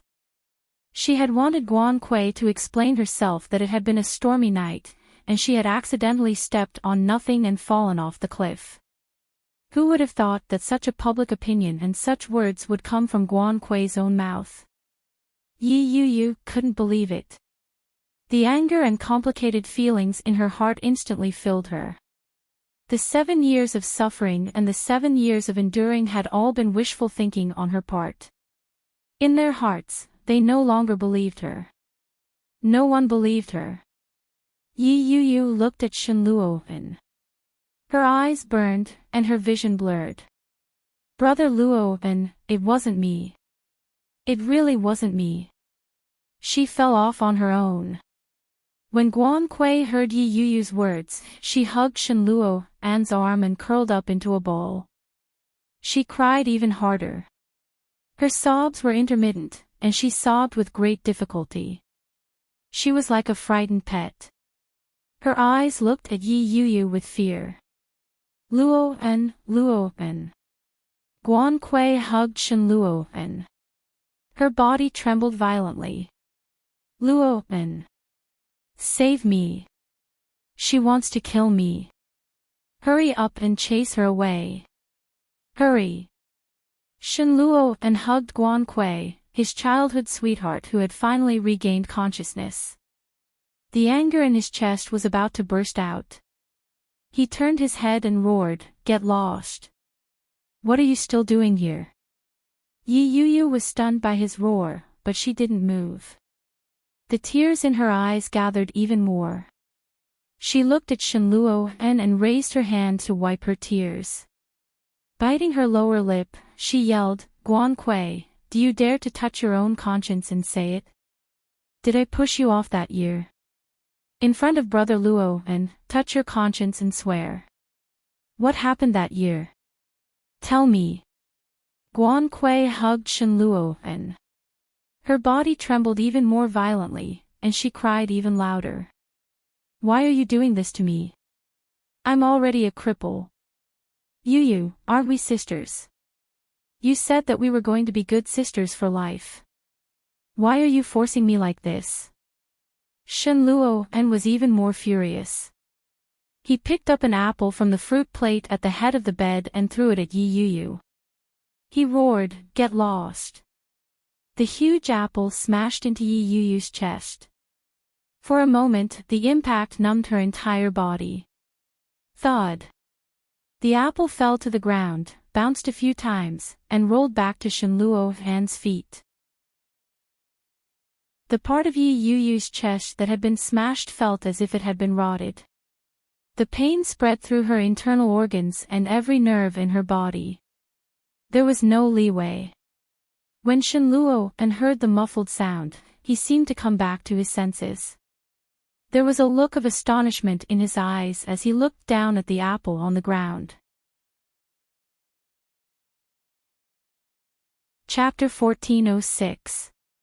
That smile completely shattered any hope Yi Yu had of getting lucky. Guan Kui.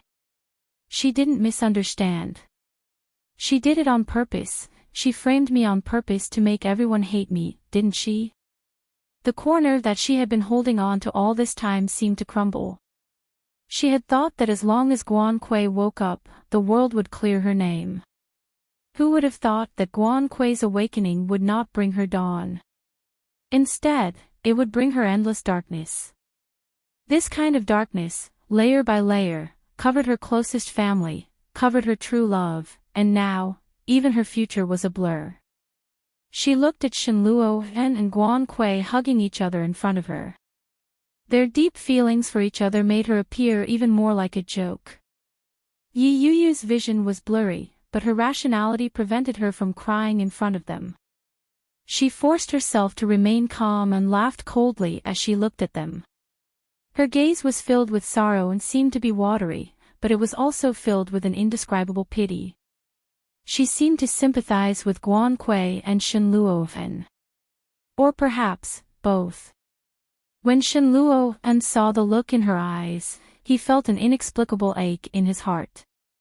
For some strange reason, Shen Luo felt guilty and guilty. He opened his mouth and said, "Yu, the corners of Yi Yu's lips curled up in a smile. The sarcasm was clear in her words. Without waiting for Shen Luo to finish his sentence, she had already turned around and walked out of the ward with her head held high. Yi Yu's back view was frail and stubborn. It was as clean as when she had carried her luggage and separated from the Guan family. There was no reluctance. Shen Luo panicked. He instinctively let go of Guan Kui and stood up. Just as he was about to walk away, Shen Luo stopped. "Ah!" A scream came from behind him. Guan Kui hugged her head. Her hair was disheveled, and her face was pale. Her expression was one of despair. Luo. Shen Luo stopped in his tracks. He froze on the spot, unsure of where to go. Guan Kui dragged her body over with both hands. She reached out for Shen Luo. Her face was covered in tears. "Don't go. Please don't leave me." Shen Luo was in so much pain that he was trembling. The screams in his ears intensified the intensity of the pain. Even he didn't know if he was hurting for Yi Yu or Guan Kui. His Adam's apple bobbed up and down. He felt his throat go dry. He turned around and supported Guan Kui. In a gentle voice, he said, "It's all right. I'm not leaving." It was as if Guan Kui had grabbed onto a life-saving straw. She grabbed onto Shen Luo's hands and buried her head into his embrace. Her tears turned into a smile. Guan Kui, who was crying tears of joy, didn't miss out on the man beside her. As he held her up, his gaze lingered on the door. Her hands gripped him even tighter. Guan Kui didn't want to let go at all. Her breathing was heavy, and the hatred in her eyes deepened. Yi Yu didn't know how long she had been walking. The view in front of her was getting wider and wider, but her vision was getting blurry. After entering the hospital elevator, Yi Yu couldn't hold it in any longer.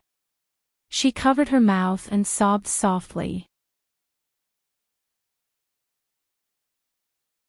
Chapter 1407. She lowered her head and walked forward. The darkness around her seemed to once again obscure her vision, and she lost her sense of direction. The passing cars, the walking townsfolk, and the warm yellow street lights shone down, but the atmosphere in the sky was overshadowed by the liveliness, making the surroundings even more gloomy. The gloomy atmosphere made Yi Yu's heart tremble with pain. All the nerves in her body began to convulse uncontrollably. Her head spun, and she couldn't take it anymore. She squatted down and burst into tears. The passers-by noticed Yi Yu, but they only took a few glances. No one went forward to comfort her. Rumble. Lightning flashed across the gloomy dark clouds. The muffled sound of thunder warned the passers-by to take shelter. After the thunderous roar, bean-sized raindrops fell impatiently, hitting people's hair and faces, making them feel cold and numb. Clatter. The rain grew heavier. Yi Yu squatted on the ground. Her strength seemed to have been drained. Her choked sobs were almost inaudible in the noisy rain.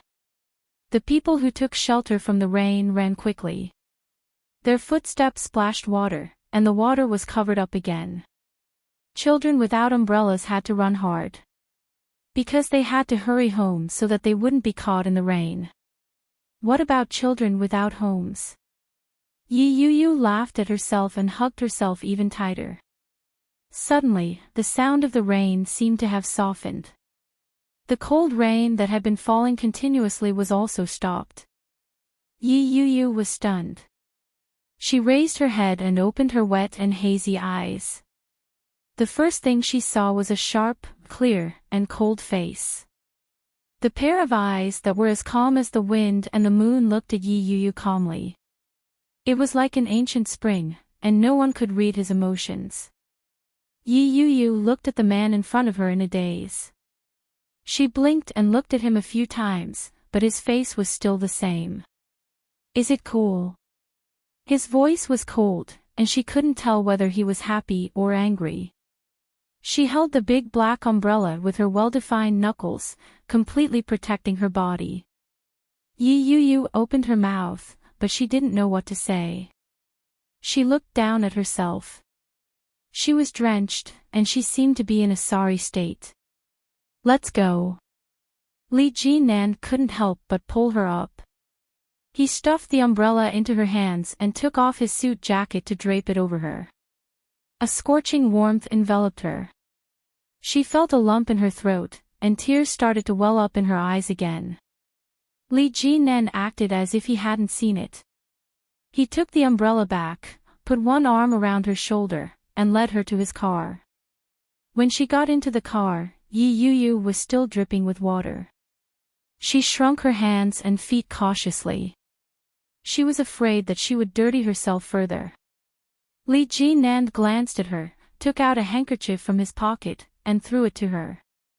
Then, he drove steadily. After getting into the car, Li Jinan didn't say a word.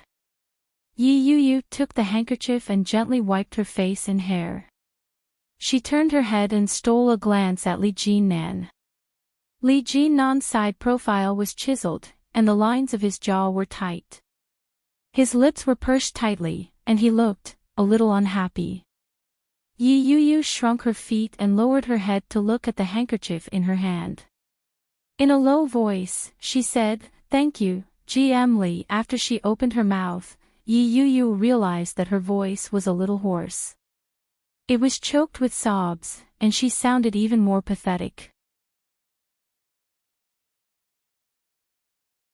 Chapter 1408. Yi Yuyu's hair stood on end from his stare.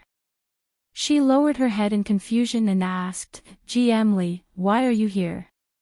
The headquarters of NC Entertainment is in Kingstown. As the CEO, why is Lee Jinan always heading to the capital? When she asked that question, Lee Jinan's gaze deepened as he looked at Yi Yuyu. He slowly said, you can ask your sister that question. Get out of the car. My sister. Yi Qianqian. Yi Yuyu was stunned for a moment. She looked out the window. It was a famous 5-star platinum hotel in the capital. When she saw the hotel, Yi Yuyu's body stiffened. She turned her head to look at Li Jinan. Yi Yuyu was unwilling to move. She asked, GM Lee, what are we doing here? I'm taking a shower, changing into some clean clothes, and getting some rest. Li Jinan's voice was calm. It was impossible to tell whether he was happy or angry. His eyes were calm and steady. Yi Yuyu was still unwilling to get out of the car. She said, let's go to my place. It's not far from here. I have clothes at home. I can go back and change. When Li Jinan heard that, his hand that had been unbuckling his seatbelt paused. He turned his head to look at Yi Yuyu with a half-smile and asked, are you inviting me to stay at your place? Yi Yuyu immediately shook her head. No. Li Jinan buckled his seatbelt back in. Without another word, he turned the car around and was on the main road. Which direction? Why don't you go to the hotel? I'll go back on my own. Yi Yuyu was a little scared. The feeling of being drenched was unbearable. Even though the heater was turned on, Yi Yuyu still felt a little chilly. She had been frightened by this guy. Li Jinan didn't reply. He looked left and right and asked, left, right? Yes. After Yi Yuyu answered, she suddenly realized something. She nervously clenched her fists. GM Lee, I'll send you back, Li Jinan said. He glanced at her casually. I don't stay at a stranger's house. When Yi Yuyu heard that, she let out a sigh of relief and calmed down. Very quickly, they arrived at Yi Yuyu's place. Li Jinan opened the car door and took out an umbrella. He opened the door to the front passenger seat to cover her head. Yi Yuyu carefully got out of the car and looked down at her soaked clothes. The pink dress outlined the lines of her bra. Through the thin spring clothes, the spring scenery inside was faintly discernible. She instinctively tightened her jacket and crossed her arms as she walked beside Li Jinan. Li Jinan used to be a soldier. Normally, she wouldn't have felt it. However, the moment he stood next to her, she could feel the awe-inspiring aura emanating from his bones. It made her tremble slightly. For some reason, she felt a sense of nervousness. She entered the password and opened the door. She let her hair down and asked, GM Lee, what would you like to drink? Li Jinan didn't feel like a guest at all. As soon as he came in, he sat on the sofa, supported his head with his hands, rubbed his temples, and said firmly, no, go take a shower. Yi Yuyu's body stiffened. Does that mean that he has no intention of leaving? Li Jinan noticed that she was looking at him strangely. He looked up and raised his eyebrows. Do you know how to shower? Do you need help?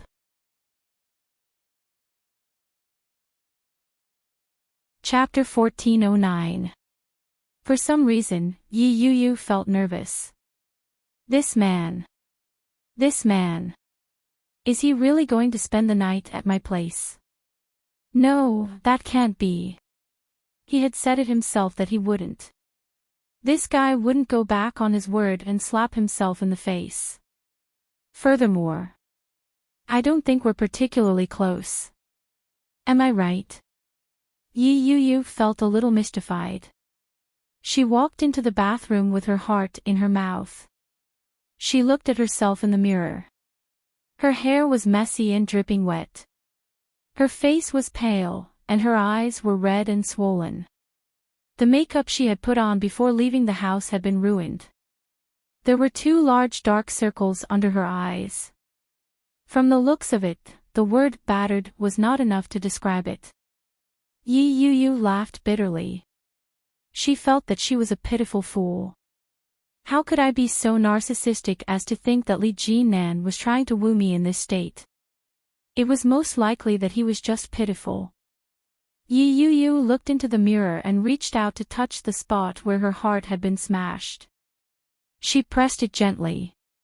That apple wasn't just an apple. Li Jinan looked around the living room. The large photo hanging in the living room was a photo poster of Yi Yu. It was very fashionable and high-end black and white. It looked exquisite and beautiful. Li Jinan raised his eyebrows in satisfaction. He had thought that she would enlarge the wedding photo and hang it in her apartment. But then, he realized that it was a bachelor's apartment. Yes, it was a marriage of convenience. Since it was a marriage of convenience, it meant that they didn't live together or sleep together. Nothing that shouldn't have happened had happened.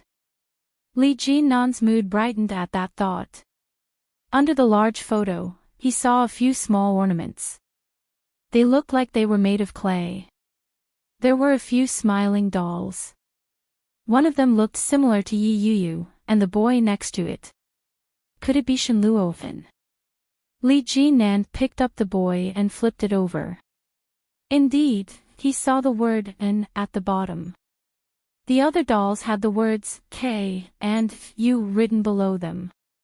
K was probably the stepsister that Yi Qianqian had mentioned. The former ballet genius who had become paralyzed in both legs, Guan Kui. Li Jinan felt that it was a pity for that girl, but his eyes didn't linger on her. He turned and walked into the kitchen.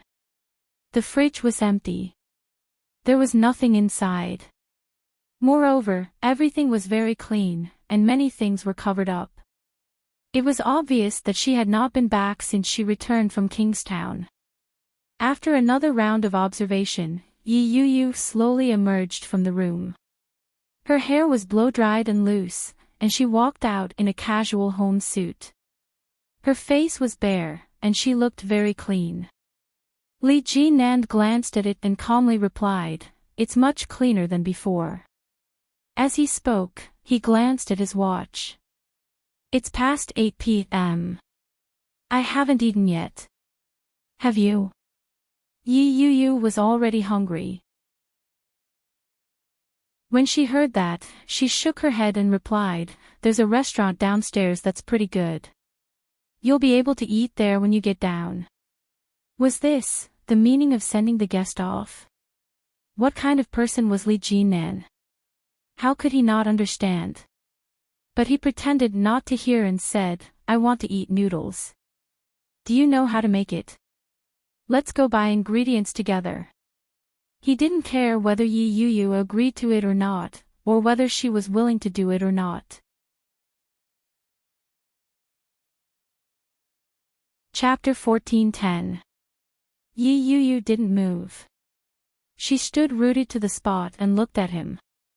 After a long time, she lowered her head and said, "Ji Emily, thank you for today, but I'm not in the mood. So, please leave quickly and don't bother me anymore." Naturally, the meaning behind his words was self-evident.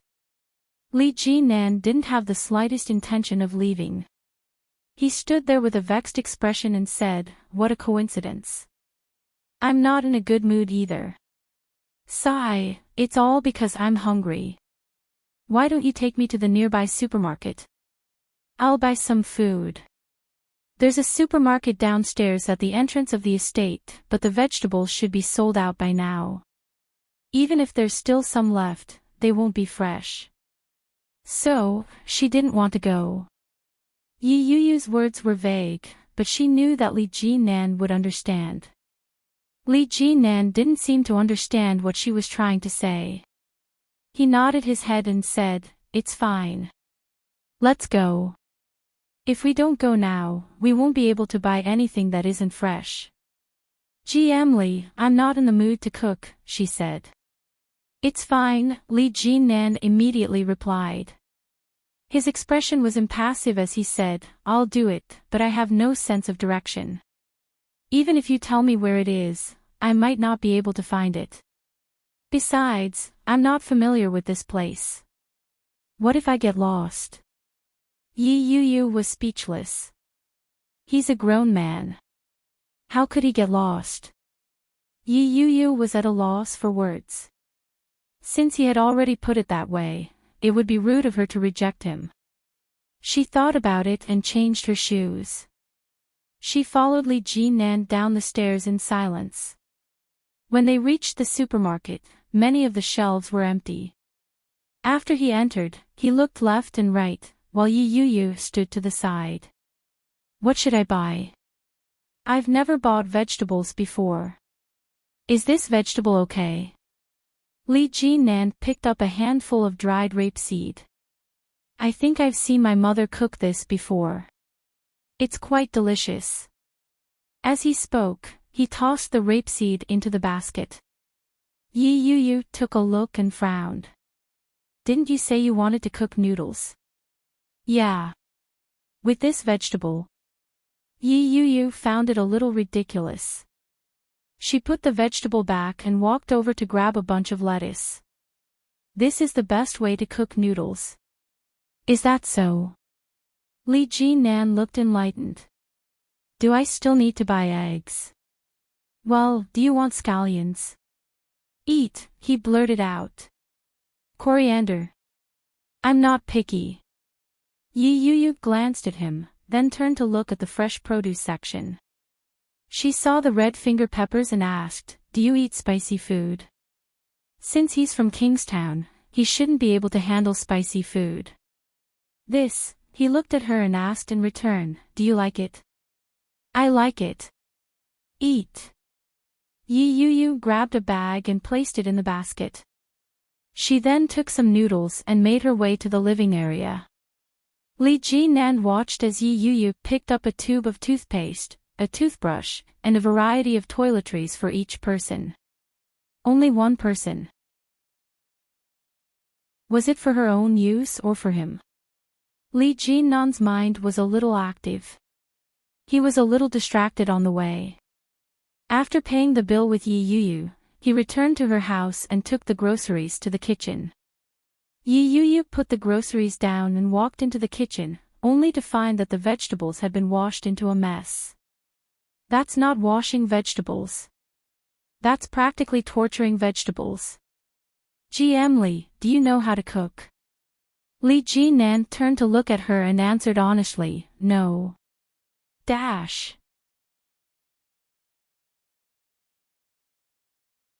Chapter 14:11. He wouldn't take on everything so easily. Yi Yu suddenly felt speechless. She looked at him and walked up to him helplessly. She took the things from his hands and said, go boil the water. Li Jinan deeply felt that he was being ignored. He rubbed his nose and replied, okay. After looking around, Li Jinan finally found a kettle to boil water. After filling the water dispenser, he placed it on the stove to boil. Yi Yu was focused on arranging the ingredients. When she turned around and saw that Li Jinan had used a kettle, her expression became complicated. She looked at him and asked, Emily, are you thirsty? I'm not thirsty. Then why are you boiling the water? Li Jinan frowned and looked at her with confusion. He asked, weren't you the one who asked me to boil it? Yi Yu was speechless. Without a word, she turned around and poured the half-boiled water into a clean pot. Li Jinan watched from the side as she busied herself. He felt a little guilty and asked, do you need my help? Yi Yu looked at him and sighed helplessly. Help me get the bowls and chopsticks. They're in the disinfecting cabinet. Okay. Li Jinan took 2 pairs of chopsticks and 2 bowls. He placed them on the table that Yi Yu had just wiped. Following that, he went in to help carry the noodles out. The noodles had just been cooked, and they were hot to the touch. Li Jinan's hand touched the handle of the pot and was caught off guard. He immediately pulled his hand back. Yi Yu was shocked. She hurried forward and asked, "Are you all right?" As she spoke, she pried Li Jinan's hand open. When she saw the burn mark left by the metal handle, her frown deepened. She pulled Li Jinan to the sink and turned on the tap to wash it. "How could you be so careless? How could you touch a pot that's just been cooked? You're not a child anymore. Don't you have any common sense?" Yi Yu muttered as she carefully rubbed some detergent on his hand. Her movements were light and gentle. There was a prickling pain from the burn, but it was nothing to Li Jinan. But being held in Yi Yu's small, soft hand, somehow made him feel better. The corners of Li Jinan's lips curled up slightly. His dark eyes stared at the top of her dark head. The faint fragrance of her hair drifted over, and it made his mood change subtly. It was the first time that he had been so close to a woman. Even when he was teaching Su Qianxi, he had never been so close to her. This feeling seemed pretty good. Yi Yu lowered her head to help Li Jinan rinse the water. When she raised her head, she saw Li Jinan staring at her from the reflective wall. She let go of him and said, "I'll be fine after I wash up. Aren't you hungry? Let's eat the noodles first. You'll be fine after applying some ointment later." With that, she turned around and quickened her pace. Li Jinan looked at his hand and said, "There are still bubbles. Don't you have bubbles on your hands?" Yi Yu looked down at her hand. White foam was on it. He was walking too fast just now, so he didn't notice this problem. She seemed to have overreacted a little. Yi Yu's face heated up for no apparent reason. She awkwardly retracted her hand and quickened her pace as she replied, "No." Chapter 14:12. After washing his hands, Li Jinan took the bowl of noodles out and divided it into 2 bowls. Yi Yu slowly walked out of the kitchen. Li Jinan sat down and said, "Dig in. It looks delicious." Yi Yu's lips twitched. She sat across from him and said, "Give it a try."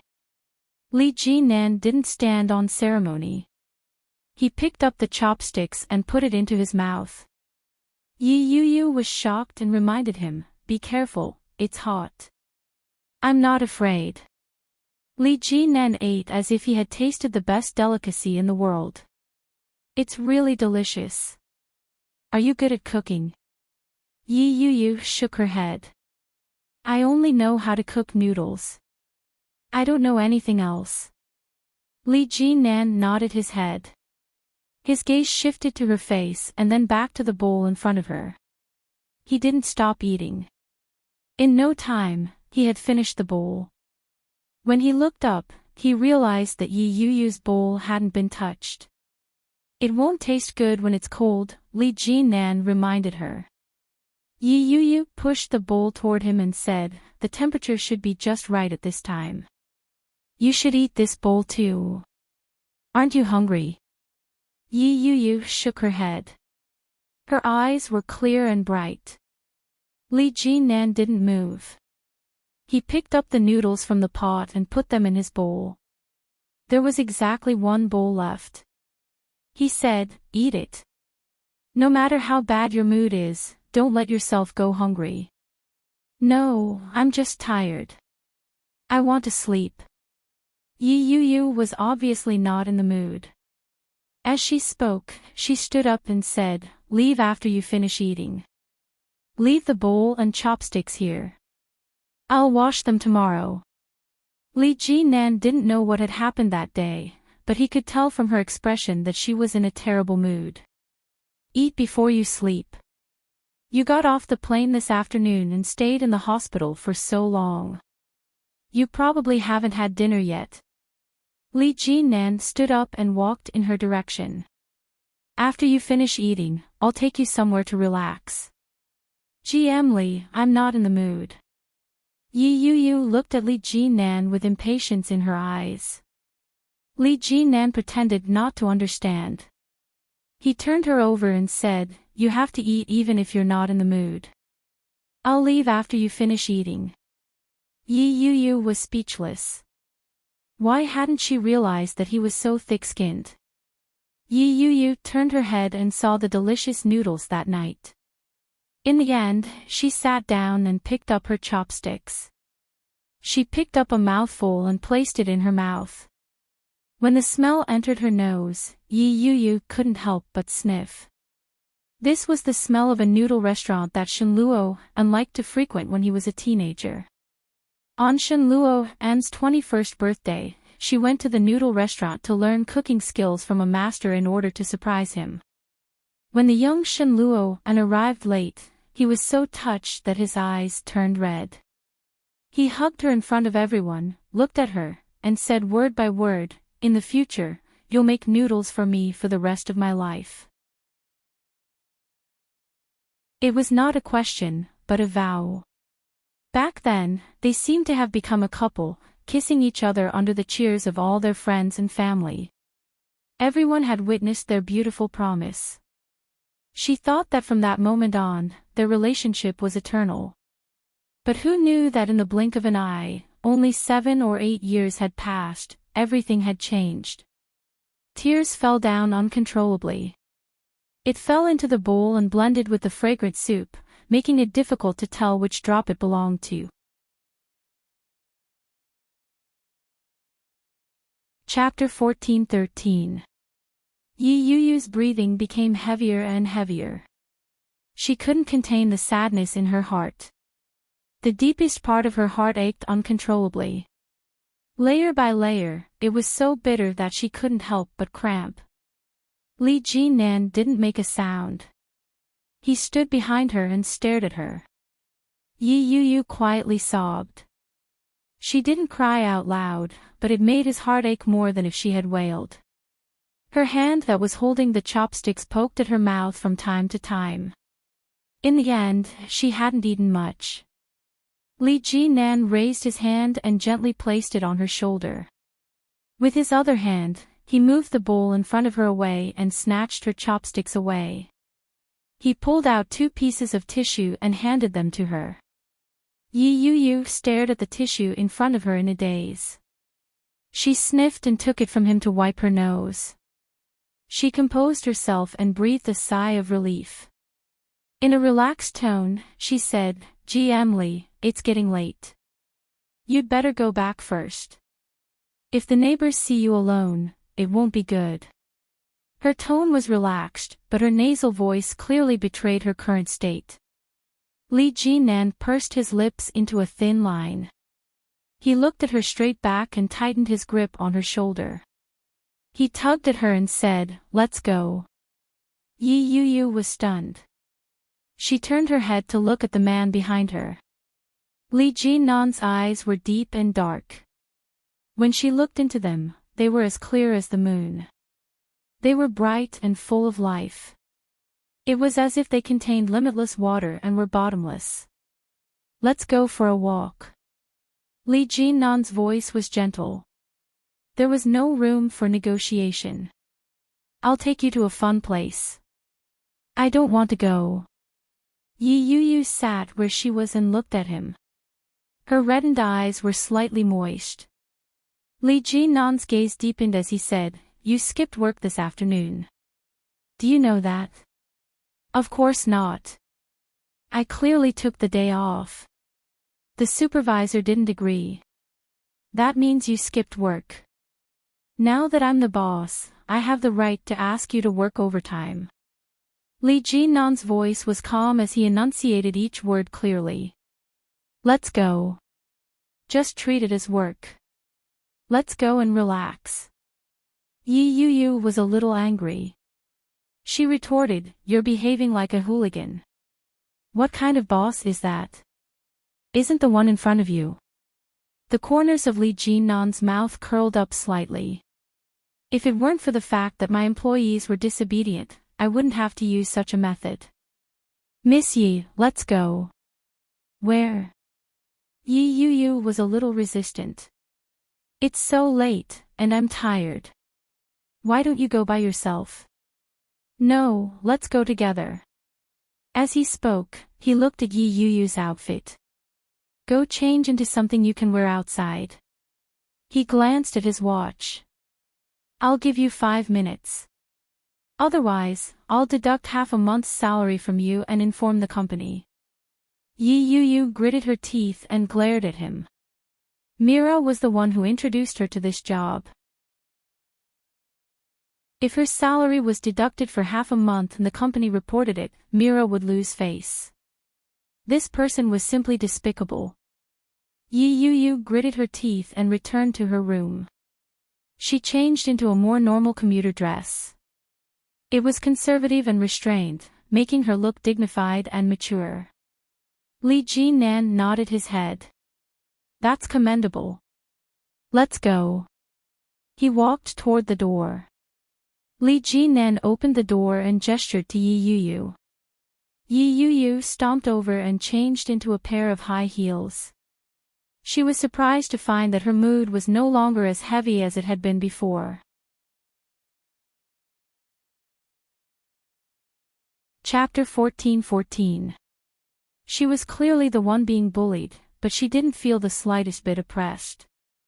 Li Jinnan saw that she wasn't moving. He nudged her gently and said, "Let's go." Yi Yu felt as if she had been electrocuted. She quickly straightened her back and walked forward with her head held high. The place that Li Jinnan was referring to was a bar. The bar was different from what Yi Yu had imagined. It was very noisy inside, and there were many people. The lighting wasn't one of those exaggerated, colorful lights. Instead, it was a warm, romantic yellow. The music that was playing wasn't the kind that would blow up in a normal bar. Instead, it was a classic Cantonese song. The song that was playing was Beyond. The familiar melody easily stirred one's heart. A group of people inside started singing along with the rhythm. Their voices were loud and orderly. It was Yi Yu's first time there. Being led in by Li Jinnan was a novel experience. Hey, who's this? Isn't that our Major Li? A dark-skinned man walked over. His tight shirt accentuated his figure perfectly. He had broad shoulders, a narrow waist, a perky butt, and long legs. The lines of his face were very defined. One look and you could tell that he was a tough guy. As he spoke, he whistled and shouted in a loud voice, "Gather." "Greetings, sir." Many people looked over when they heard the voice. When they saw Li Jinnan, they were obviously very surprised. "Third brother." "Major Li." "Third brother." Li Jinnan smiled faintly. When he turned his head, he saw the surprised expression on Yi Yu's face. He explained, "This is a bar opened by my comrade. Most of the people here are our own people." When the man who had come up to greet her heard that, he quickly said, "Don't be fooled by the number of our own people here. There are quite a few customers, too. Many of them are regulars. Nice to meet you, lady. My name is Wu Ren. I'm third brother's comrade." Wu Ren. Mooncake. Yi Yu found that name a little strange. She reached out and gently placed her hand on Wu Ren's and said, "Nice to meet you. My name is Yi Yu." Wu Ren whistled and said, "What a beautiful name. You're the first girl that our third brother has brought over. You're so pretty. Third brother, you have good taste." Yi Yu was a little embarrassed. Had they misunderstood something? He looked up at Li Jinnan and realized that there was no change in his expression. In a low voice, he said, "Don't spout nonsense. She's one of my artists. She wasn't in a good mood, so I brought her here to have some fun." An artist under him. If she was really just a subordinate, why would he bring her here? Wu Ren raised his eyebrows and smiled. Who was he? He was Li Jinnan's comrade in arms and old friend, and he was also an expert in running a bar. When she heard that, she had a pretty good idea of Li Jinnan's relationship with the girl and how it had progressed. Wu Ren raised his eyebrows and gave Li Jinnan a look before turning his head around and shouting, "The event starts at 10. Get to your positions." As she said that, she turned to look at Li Jinnan and smiled frivolously. What a coincidence. It's exactly 10 o'clock. Buzz. The surrounding lights were turned off in an instant, and the sound system seemed to have been radiated, producing an ear-piercing sound. Yi Yu frowned. The next moment, a light appeared on the stage in the middle of the bar. Good evening, everyone. A man's voice rang out. The non-standard Chinese accent made it sound a little comical. Welcome to the Restless Night Bar. Dash.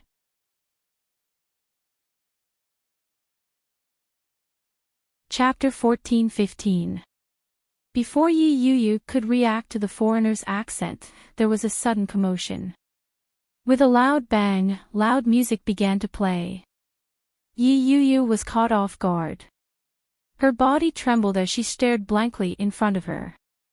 When Li Jinnan saw her reaction, his lips curled into a smile. He gave her a gentle push and said, "Let's go have some fun." Before Yi Yu could react, her body was pushed into the crowd. Many men and women were dancing together. They were twisting their hips in a provocative manner. The scene left Yi Yu speechless. This bar was indeed different from other bars. The change in style was too drastic. What a restless night. Everyone needs to get excited. Yo! The deafening music and the dancing men and women were completely different from when Yi Yu had just entered. Tonight's game is going to be interesting. I believe that everyone has heard of Truth or Dare, right? The foreigner deliberately lowered his Mandarin, which made the crowd laugh. Someone whistled from below. That's a big scale. Yo! Truth or Dare. Did Lao Wu see third brother coming over and do this on purpose? Where's third brother? Third brother. Third brother.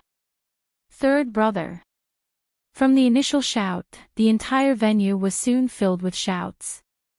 Li Jinnan was quickly surrounded. Some sharp-eyed people noticed Yi Yu beside Li Jinnan and started to make a fuss again. Is the 10,000-year-old iron tree blooming? This must be third sister-in-law, right? No wonder third brother hasn't been coming out to play recently. Hello, third sister-in-law. Hello, third sister-in-law.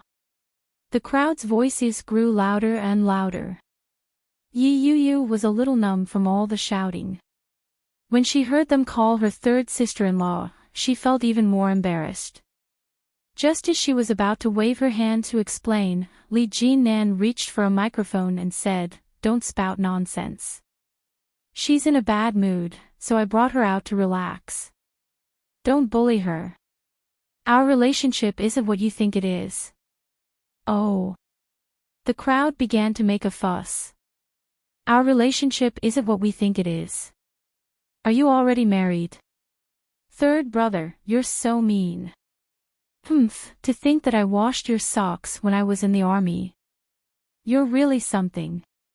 Li Jinnan didn't know whether to laugh or cry. He said, "Aren't you guys annoying?" I already said it wasn't. TSK, Yi Yu felt even more embarrassed. She looked at Li Jinnan and felt a little awkward. Alright, let's get back to business. Since you're here, you won't be in a bad mood. Come, let's get excited. The scene was fiery hot, the music was restless, and the atmosphere was lively. A girl walked over and tugged Yi Yu along. Come on, let's play together. Do you like to sing? Let's go sing together. Why are you singing? I can tell that she's a dancer just by looking at her good figure. Come, come, come. Let's do it together. At first, Yi Yu was a little resistant. When she turned her head, she saw that the clothes on the two girls were very normal. They weren't like the girls in the bar who were dressed very skimpily. He turned his head and looked around again. He found that there were many girls here, and they were all dressed very normally.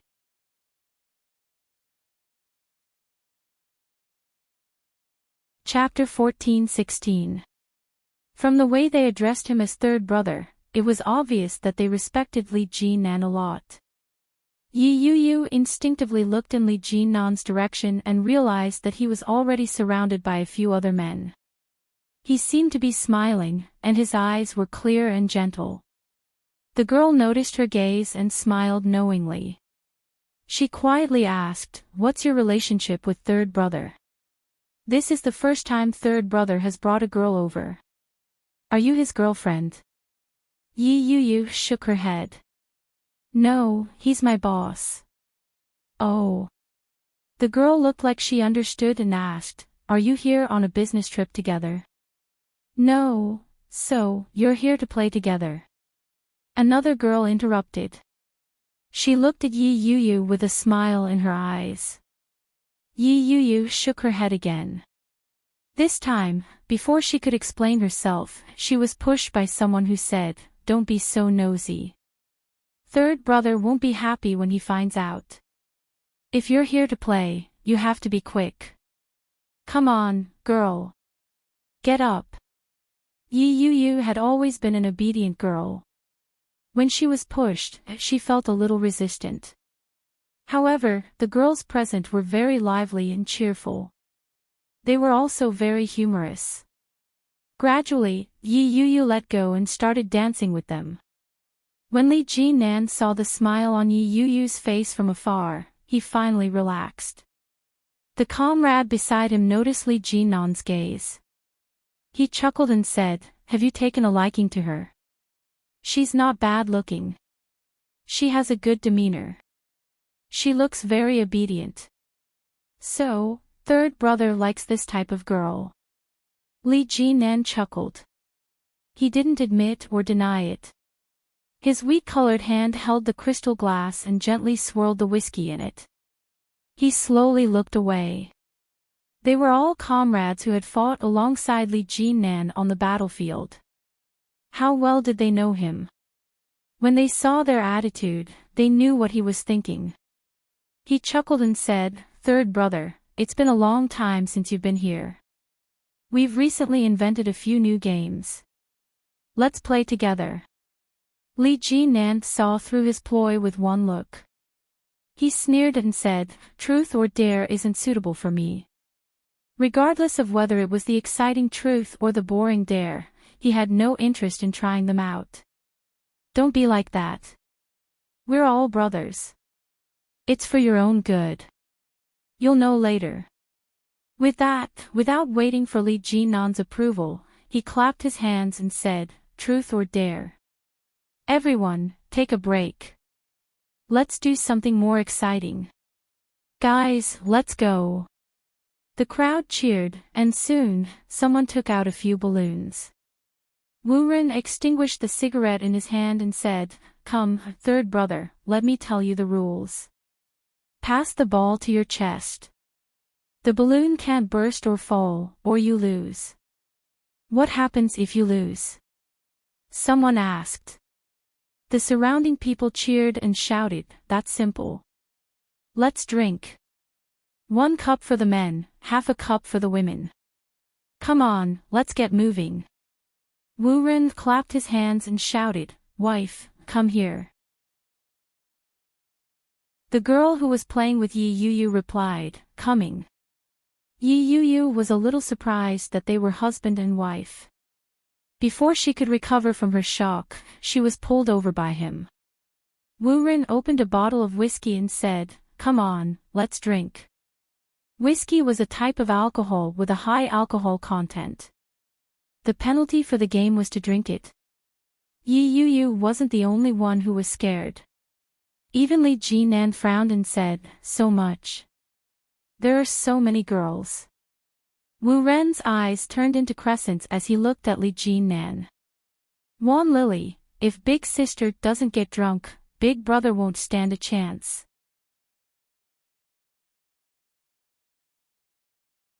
Chapter 14-17. What are you afraid of? As long as you don't make any mistakes, you don't have to drink.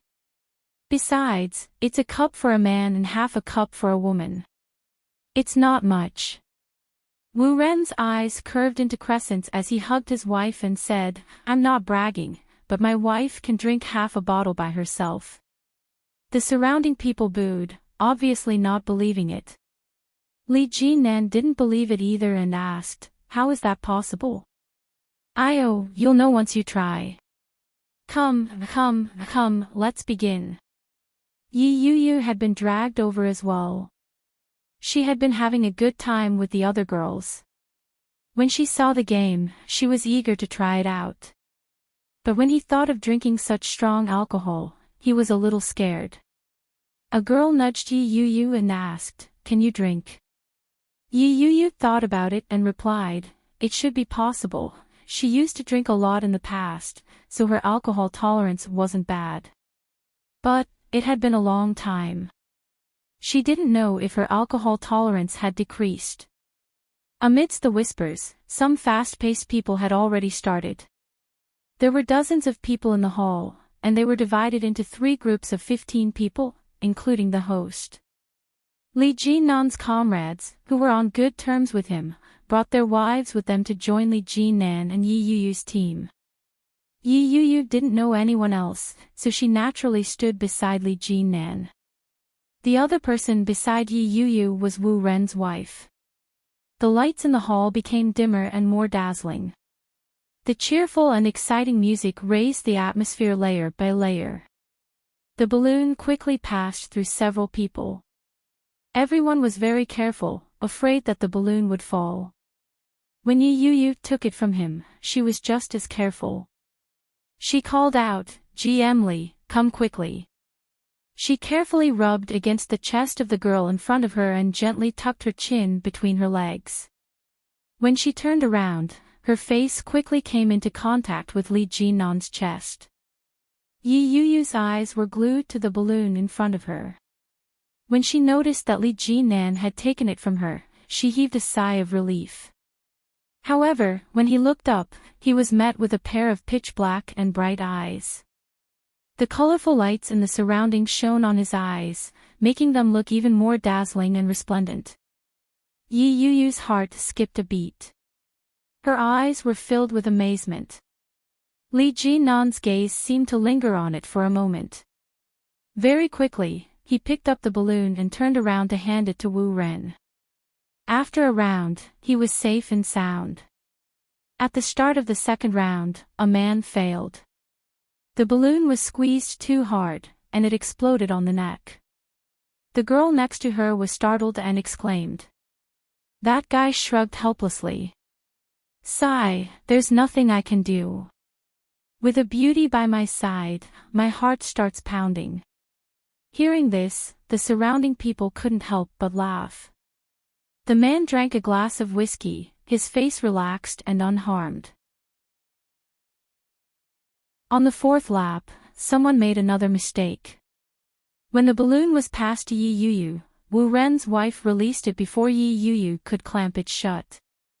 Yi Yu cried out in surprise and instinctively used both hands to hold it. But as soon as his hand caught the balloon, someone immediately said, Hey, you can't do this. Foul. Drink. Yi Yu blushed. She hadn't expected herself to be the second one to make a mistake.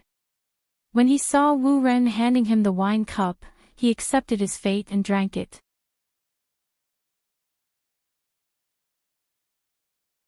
Chapter 14-18. When Li Jinan's balloon fell, the reaction was louder than any of the others who had fallen.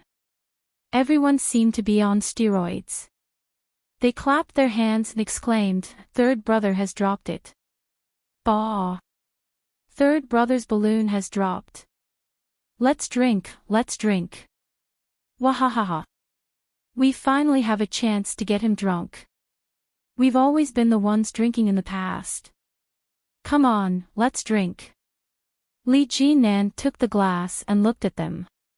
His lips curled into a contemptuous smile. He tilted his head back and downed the glass in one gulp. His expression pissed everyone off. Hey, what's the meaning of this? So, you're still not convinced, third brother. Brothers, let's take turns with him tonight. I don't believe that we can't get this guy drunk. Almost everyone rolled up their sleeves and looked at Li Jinan provocatively. Li Jinan's expression was indifferent. When he heard that, he laughed contemptuously and said, "Let's try." His arrogant attitude infuriated the crowd who had never been taken advantage of by him. They looked at each other maliciously. Yi Yu smiled. Yi Yu broke into a smile. It seemed like GM Li was very impressive. After another round, there were more and more people who made mistakes. Everyone was hoping that Li Jinan would make another mistake. Unexpectedly, Li Jinan seemed to have turned on a cheat code. Since they couldn't mess with Li Jinan, everyone began to feel a little bored. Just as they were about to say that they were done with it, Yi Yu made another mistake. Yi Yu had drunk half a glass of hard liquor. Her cheeks were starting to turn red. She made another mistake. Her face was scrunched up. Resigned to her fate, she finished the remaining half of the glass. Her head felt a little dizzy. She passed the balloon behind her, but before Li Jinan could take it, her line of sight was blocked by a warm palm. The rough, calloused hand landed on her forehead. She felt a cooling sensation that made Yi Yu feel comfortable. Yi Yu looked up and blinked. Are you drunk? Li Jinan's deep, magnetic voice sounded out. It had an indescribable charm to it. Like an endless vine, it quickly wrapped around her. Yi Yu was stunned. She loosened her grip, and the balloon fell back down. I dropped it. Drink, drink. Everyone jeered. The alcohol in Yi Yu's body seemed to evaporate even faster. Her body was boiling hot. She slapped his hand away unhappily and said, "It's all your fault." I dropped it again. Li Jinan's deep, dark eyes seemed to flash with a hint of a smile, but it was gone in a flash. He said, "Your tolerance for alcohol is so poor. Why don't you stop playing? This won't do. It's already started, how can she not play? Besides, she just went on a business trip and hasn't had a drink yet. Hurry up and drink." Yi Yu picked up the wine glass reluctantly, but it was pressed down by a warm, large hand. "It's my fault. I'll drink it." He put down the glass in her hand and picked up his own. "Sure, but you're a man, so you have to drink." "That's right, men need to drink." When Li Jinan heard that, he downed his glass of wine without another word. Yi Yu looked at Li Jinan with her eyes wide open. She blinked, and her mind began to drift. She picked up the balloon and handed it over. Her eyes were glazed over.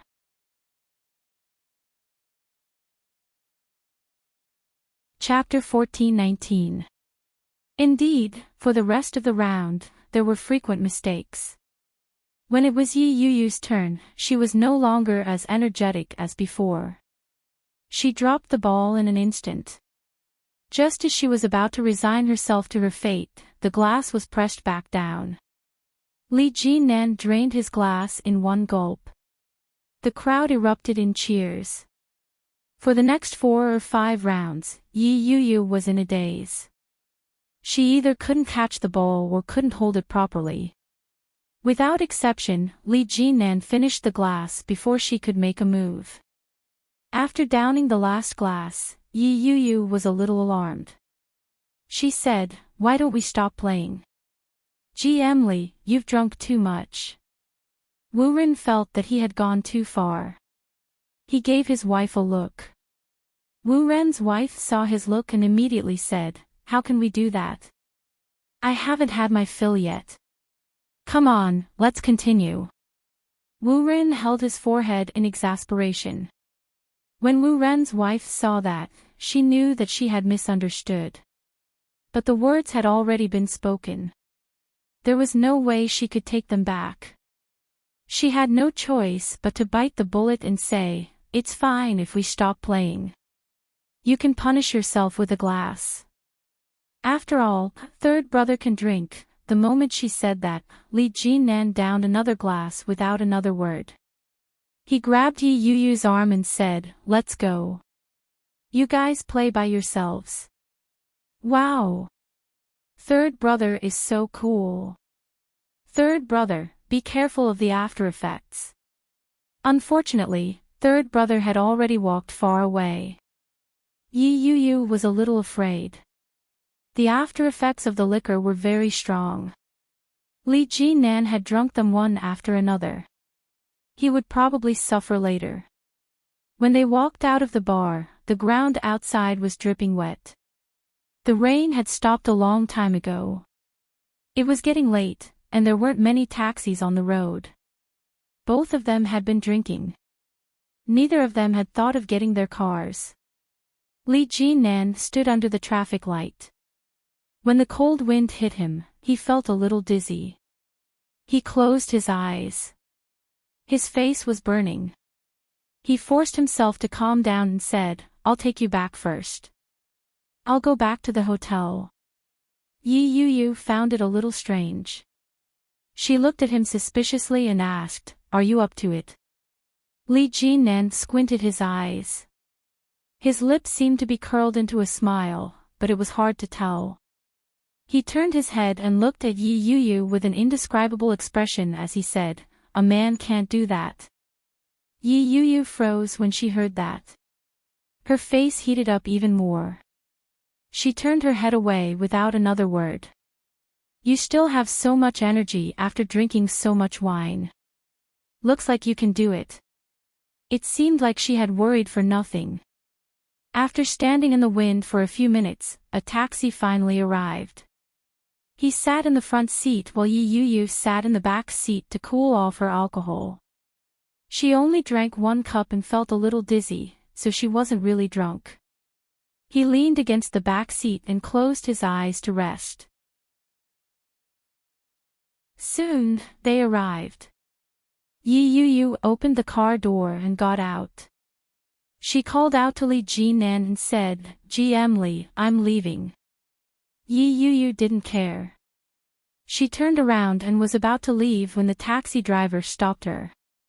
He shouted, "Miss, Emily is drunk. Why are you leaving? Where is he going? Who's going to pay?" Yi Yuyu stopped in her tracks and turned her head to look.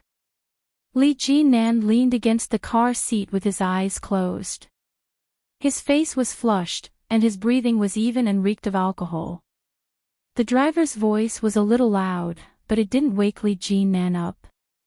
Yi Yuyu frowned. Her head was throbbing with pain. Indeed. My worries have come true. What should I do now? I can't possibly bring him home to sleep, can I? Dash.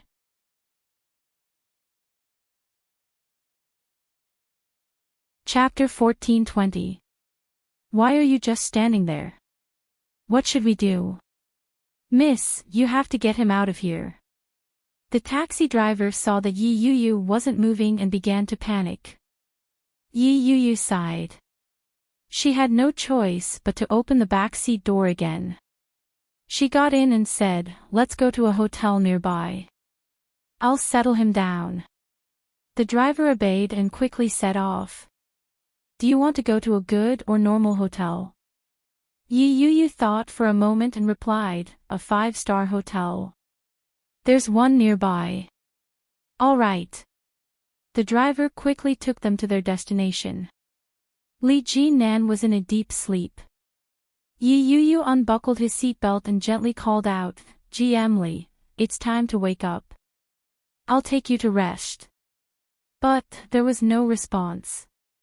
Li Jinan was 1.9 meters tall and had a strong physique. Just looking at his body made Yi Yu feel heavy. When she saw the situation, she began to worry. She looked to the driver for help and said, "Big brother, can you help me get him out? I can't move him alone." The driver had expected that and didn't refuse. He immediately unbuckled his seatbelt and got out of the car. When he got Li Jinan out, it was a little strenuous for the driver. Suddenly, Li Jinan seemed to sense something and opened his eyes. That pair of hazy, intoxicated eyes seemed to be quenched with a cold light, extremely sharp. The sudden opening of his eyes gave the driver a fright. He mumbled, "You're awake." Li Jinan groaned in discomfort. He stood up on his own and called out, "Yu." Yi Yu was shocked and immediately replied, "Yes." After she replied, she realized that this was the first time that Li Jinan hadn't called her by her full name. "My head hurts." Li Jinan's voice was a little groggy. It sounded like he was talking in his sleep. But, at least, he was awake. Yi Yu finally breathed a sigh of relief. She supported him and asked, "Can you walk?" "Come, I'll take you to the hotel." "Okay." Li Jinan leaned on her. His steps were a little unsteady. "That bunch of rascals couldn't wait to drink me to death." Ouch! It was still difficult for Li Jinan to stand on his own. His entire weight was on Yi Yu. Yi Yu thanked the driver and helped him into the hotel. The receptionist welcomed them with a smile and said, "Hello miss, how many rooms do you need?" Yi Yu gestured with her finger and said, "A single room." "Okay, please show me your identification." Yi Yu supported him and asked, "Where did you put your ID?" Li Jinan was in a trance. He seemed to have heard her speak, but it also seemed like he was hallucinating. When Yi Yu saw that he didn't respond, she supported him with one hand and reached for his pocket with the other. He felt in his jacket pocket. Nothing. She had no choice but to reach into his pants pocket, press it to confirm the location, and then put her hand in. Before she could touch the leather armor, Li Jinan stopped her with one hand. "Don't touch me. It's uncomfortable." Li Jinan's tone was a little annoyed. He sounded like he was complaining, which was very different from his usual self.